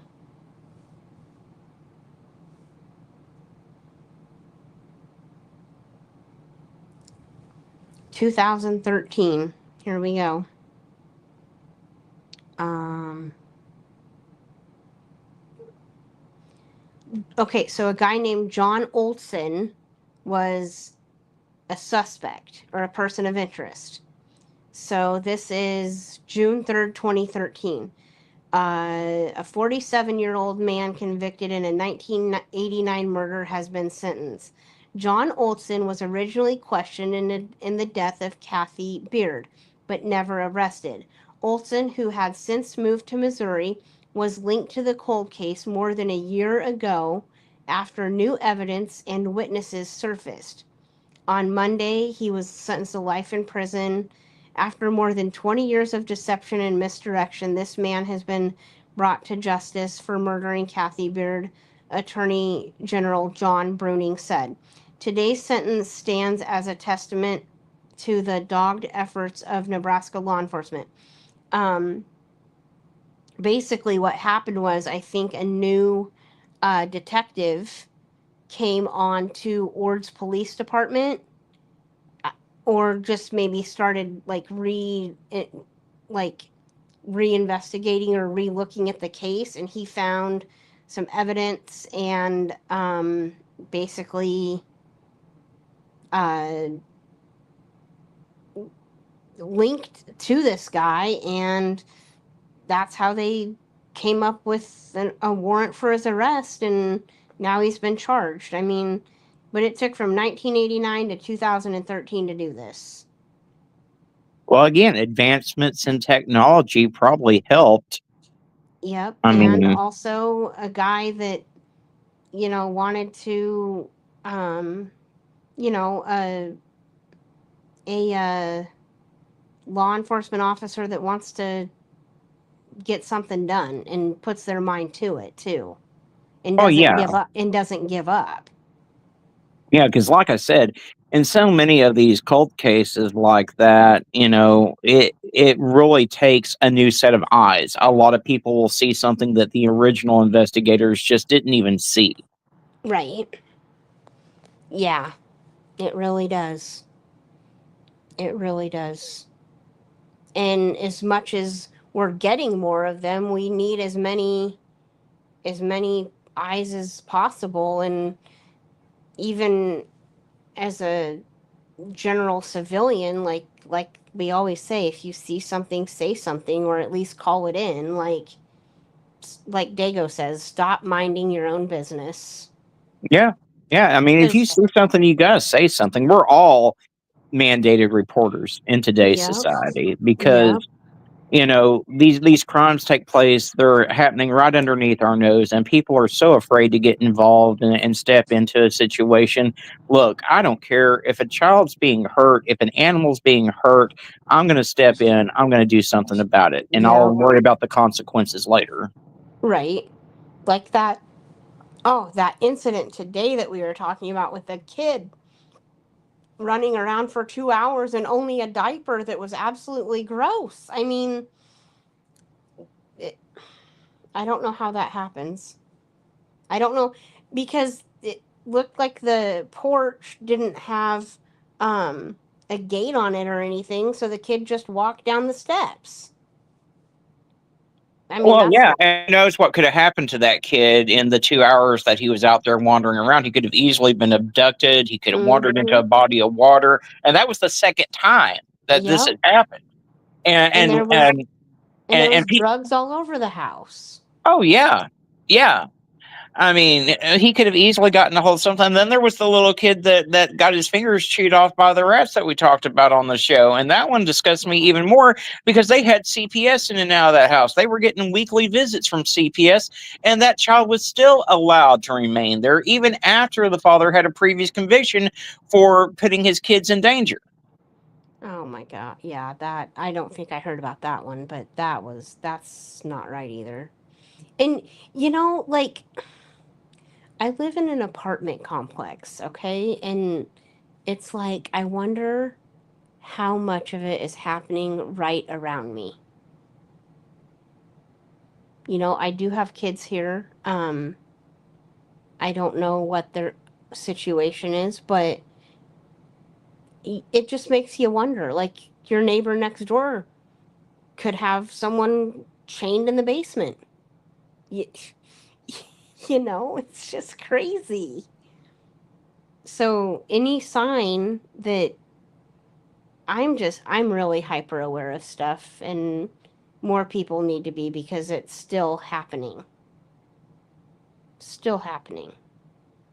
Oh, But I'm extremely hyper aware of stuff. I mean, like I've seen kids that resembled kids that I've covered at Walmart before, and I'll always just go up and be like, "Hi, are you okay? What's your name, son?" And they'll tell me, and it's not the kid that I thought it was, and I just go ahead and move on. But yeah, it's it's right. it's wild. Yeah. You start covering these cases and it really begins to mess with you, and you start looking at the world through a whole new perspective. Mhm. And you see the good and the bad. You see it all. You really do. Yeah, You really do. unfortunately, in what we cover, we see way more bad than what we do good, though. It But we really, but we go looking for it. We look for it though. this is true. This is true. um so okay, yes. I'm gonna write that down, Salty. Thank you for that. I don't know why, but I guess the college cases are the ones that really intrigue me a lot. There's tons of those, and I just found out there's a whole there is a whole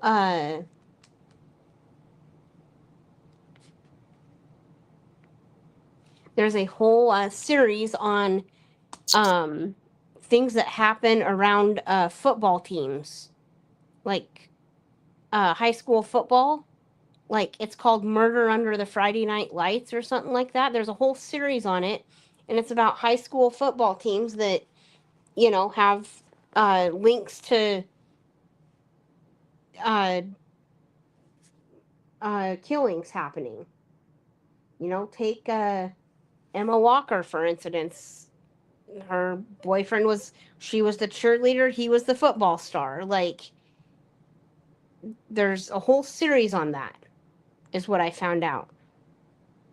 And you just find, you know, and you go looking for, you see something and then you forget about it and you go back to look for it and you find 5 more. Oh, yeah. It's like when I was covering Caleb Harris, that led me down a rabbit hole because there were 5 other people connected to fishing, young men Yep. about the same age And as Caleb, all missing from the same area. So, yeah, and wasn't he in Corpus was it Christi. Corpus Christi? Yeah, there's like 5 other people, 5 other boys about his age missing from Corpus Christi that were fishermen. So you just, like I say, you look for one and you find 5, and it's just, and you never find the one you were looking for. You know, like I say, just, it's bizarre, absolutely bizarre. I just,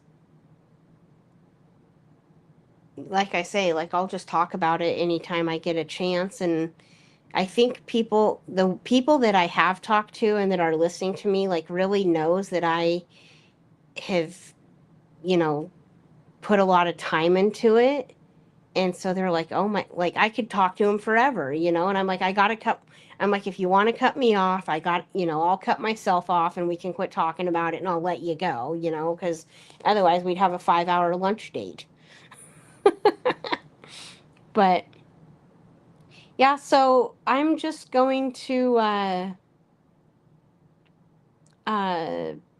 figure out, put in order, I guess, prioritize what cases to cover, and we'll do it that way. And if, like I say, if people want to hear about something from me, and I like to cover cases that I'm familiar with and that are, you know, local to me first before I start really, you know, expanding my horizon. But I do know of things all over, so yeah. Okay, Arctic, question. I know that you're very familiar with, and I'm gonna bring it up because I thought that Barbara was gonna come in, but I don't know if she has. But just wanted to know, okay, can you kind of recap Timmy's story? Oh, so Timmy went missing on the 28th of February. Hold on a second. He goes missing from Fredericktown. He was last seen at a gas station. He places a 911 call, and he tells people that he's afraid of his friends, And his basically, friend is chasing him, and his right? friend is chasing him. And this is in And Fredericktown, Missouri, correct? Fredericktown, Missouri. Okay, this is a Missouri case, so here we go. Correct. So, number one, when we go to try to get a copy of the phone call, we're told first that the funding had been cut and they stopped recording the calls. Then we get told that lightning struck, and that's the reason why they can't find the recording of the call. Meanwhile, in all of this, they're not really looking for Timmy at all. In fact, he would be found less than a mile away from where he placed his 911 call. Okay. Law enforcement, when he is found, basically tells his mother, "Oh yeah, well, he probably died of a drug overdose. He ran out of his shoes, he collapsed, and he succumbed to the elements." Law enforcement was terrible to Barbara in this case. There's pictures of law enforcement giving Barbara the bird. They've cussed her out. And this is a town in Missouri where there have been multiple deaths that were ruled suicides, and at least one or two of those have since been overturned. They tried to claim that a guy rolled up in a rug in an attic killed himself. I mean, Was that who was that? let's see. Well, there was Durante Martin. They tried to claim that he killed himself with his dominant hand in a cast, and he shot himself in the head.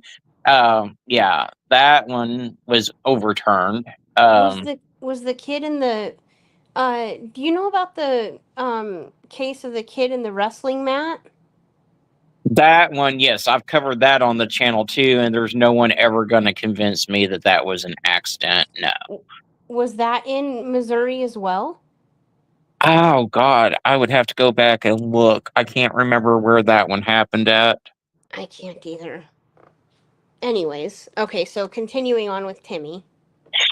So, anyway, his body, when they did find it, was nothing but bones. His shoes that he always kept immaculately clean were off of his feet. They tried to say he ran out of his shoes. His cell phone was missing. They never did find it. But keep in mind that, shortly after Timmy goes missing, there's a Facebook post, a check-in made on his Facebook account saying that he's in Fredericktown, Missouri, but they never found Timmy's phone. And it was long enough after he went missing that Timmy would have already most likely been deceased when this post was made.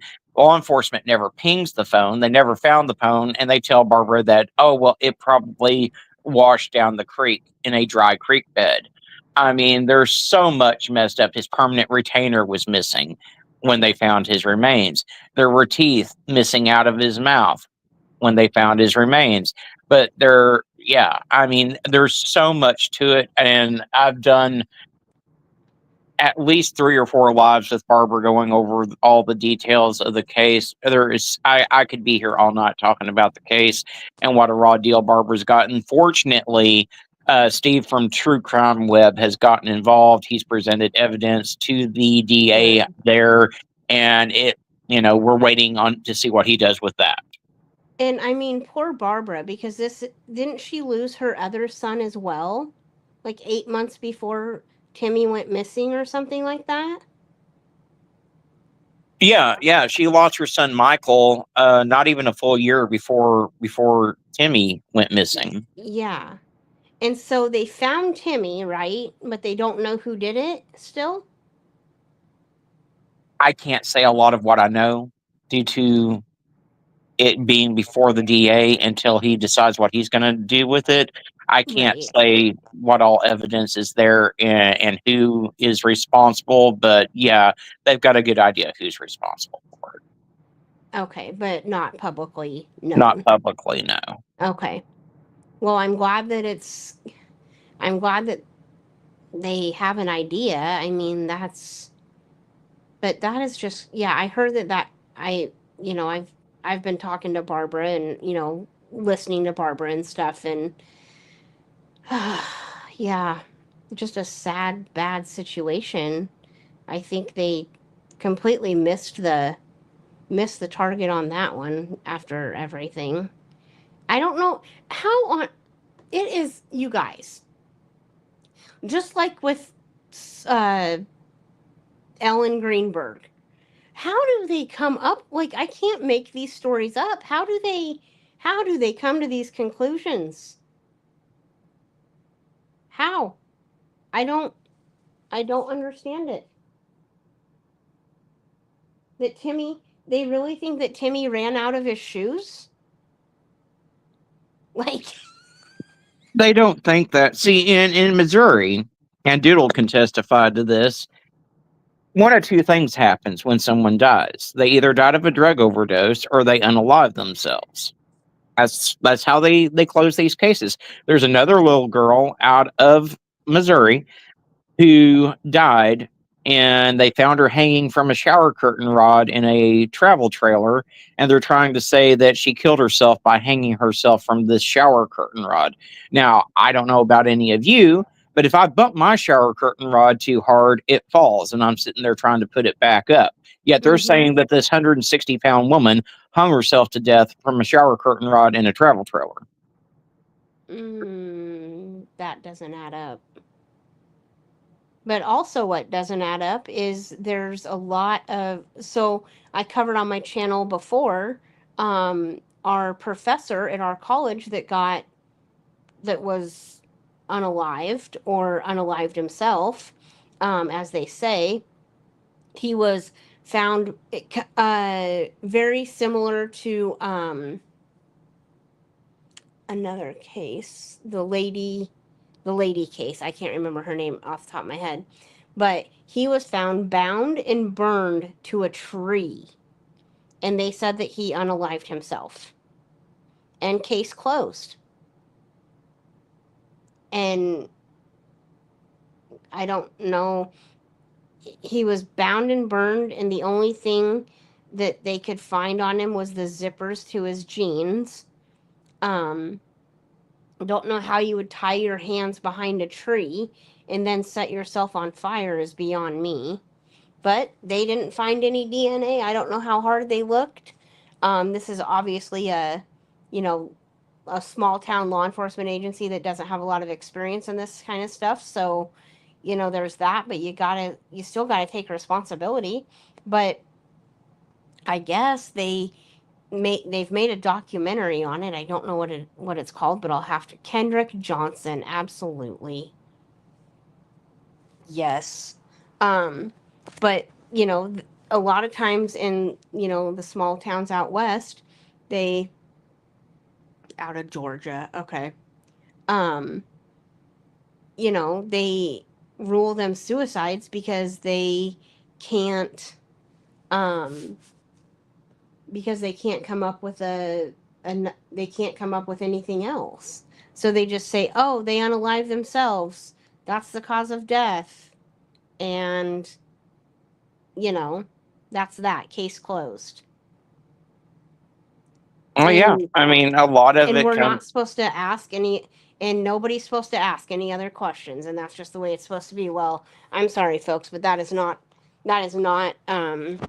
doing right by the victim. That's not right doing right by their family, because that is not true justice in my. Oh, I agree completely. And like I said, a lot of it boils down to investigators not properly processing these crime scenes and stuff to begin with. So many of these cases boil down to evidence that should have been in plain sight. We were just talking about John Bonet on Dago's channel yesterday. That case comes to mind because you had all of John Ramsey's friends trampling in and out.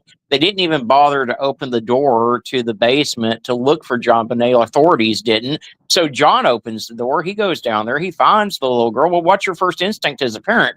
To cradle that child, to try to comfort them, to try to resuscitate them. So there's a lot of contaminated evidence in the John Bonet case, too. Yep. It's just bizarre. I literally think, and you would think in a small town like like my college town, that's a town of 5,000 people, 6,000 people maximum with the college kids. Um, well, 8,000 with the college kids, but 5,000, in the town. That somebody You would think that a college as small as mine, like somebody would hear something or say something or whatever, but nobody ever did. And I truly believe that some ticked off kid got mad at this professor and did something with him. You know, there was half drank alcohol bottles found. There was, but no other DNA. Now, back then, this is back in 2004 or 6 or something like that. Yeah, right.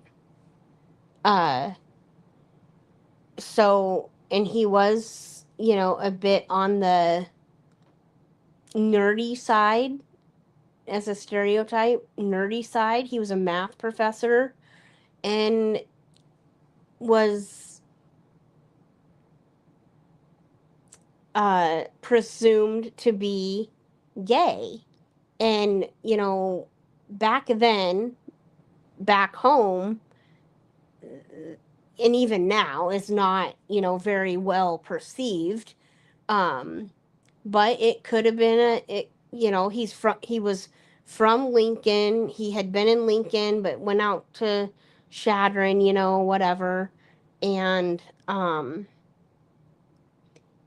I don't know if someone from Lincoln could have came and done something to him as a hate crime. Like, I don't know, but that's a whole different, rabbit hole to go down. Like, could have somebody followed him from Lincoln, or did someone in Chadron just get mad at him over a test or something, the grade that they were getting in the math class, or was it just random student or random citizen of the town, or just they don't those are questions that are not answered because they still have no person. I don't believe there was ever even a person of interest. Like, they never said any names.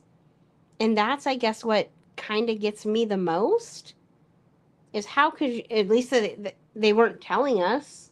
I don't know if they weren't telling us names because of the the Well, and integrity of the case. a lot of times they won't put names out because they don't want to spook potential suspects off. Right. Or even give descriptions of people because of that, too. But I have So to think if there were half drinking bottles of liquor around, they've got to have DNA to have some type of suspect in mind. they said they tested the bottle of DNA and the only DNA was his. Huh. That's crazy. So I don't know if they poured the alcohol, if they put I don't know if they were wearing gloves and, put a brown bag on it and then poured it down him, or, what. I don't know. But not sure, can't really remember what his toxicology said,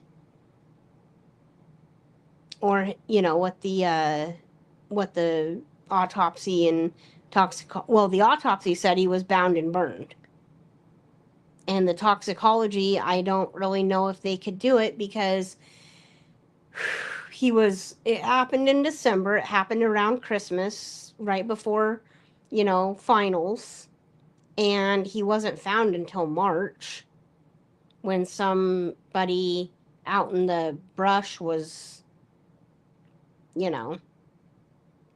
doing I their. mean, December to March, if you think about it, and that's why I didn't understand how Timmy withered to nothing but bones in such a short period of time. But like December to March, that's the cold months. So there Yeah. shouldn't be some flesh or some hair at least preserved where they could do some type of toxicology, I would think. Yeah. So I don't know if it I don't know. It was just really weird.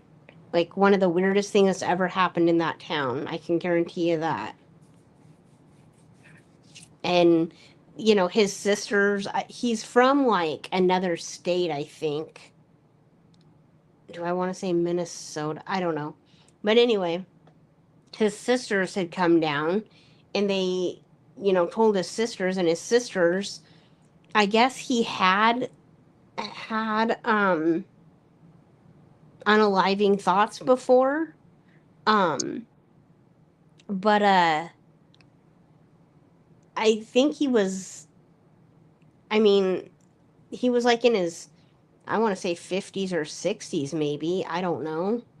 But he was, teaching the math class, and his sisters came to town and they did a whole documentary on it. And according to the article, the last article that the sisters did, they accepted the fact that he unalived himself.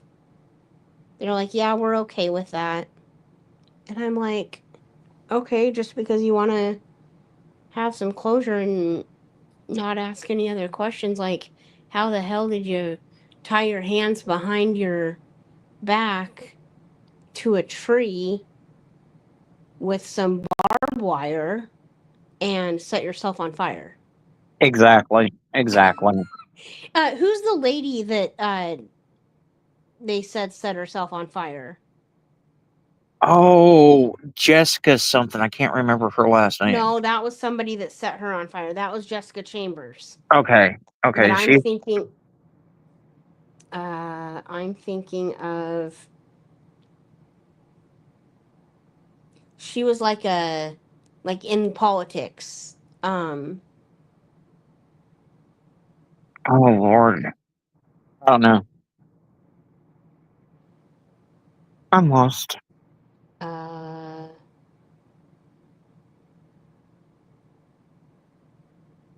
I want to say her name was Kathy. I'd have to go back and look, but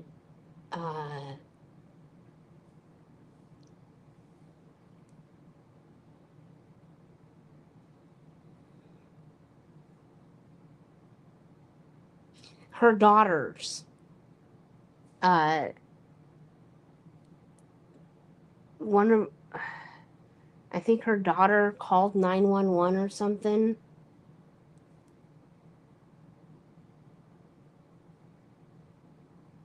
Let me see if I can find this. Debbie Collier. Oh, okay. Yeah. Yeah, I covered Debbie's case. Yep. Debbie Collier. I knew it was a C of some sort. But yeah, they say that there's similarities between Dr. Hadia's case and Debbie Collier. But I mean, obviously different places, but yeah, absolutely weird. But well, thank you for joining us, Salty. I appreciate it. You have a good night. But yeah, I just kind of wanted to hop on and tell you guys I'm still alive. And I mean, I know you guys know, but I haven't been on my channel for a while, so I am gonna jump off. But thank you, Arctic, for joining me. I appreciate it. So I'm not just sitting up here talking to myself. Thanks for having me up. Yeah, and we will talk again soon. And I will get once I have time to figure out what I want to do, how I want to do it, and when I can do it. We'll hopefully be more consistent here. And otherwise, I will see you guys all, talk to you all later. Thank you, everyone, for joining me. I appreciate it. And Scott says mine shafts and or people dumping bodies in wells south in West Missouri. One case was close to my mother's house. Oh, yeah. Yeah, no problem, Scott. Join me anytime. I will be talking to you later as well. Arctic, I'll definitely be in touch with you about things. But as I say, thank you for joining me, and gonna jump off. But we'll get a schedule going, and I'll be a little bit more consistent. All right, guys. All right. Well, thanks for having me up. Sounds good. And y'all have a good night out there. Yep. You too. Thank you. Bye. Bye bye.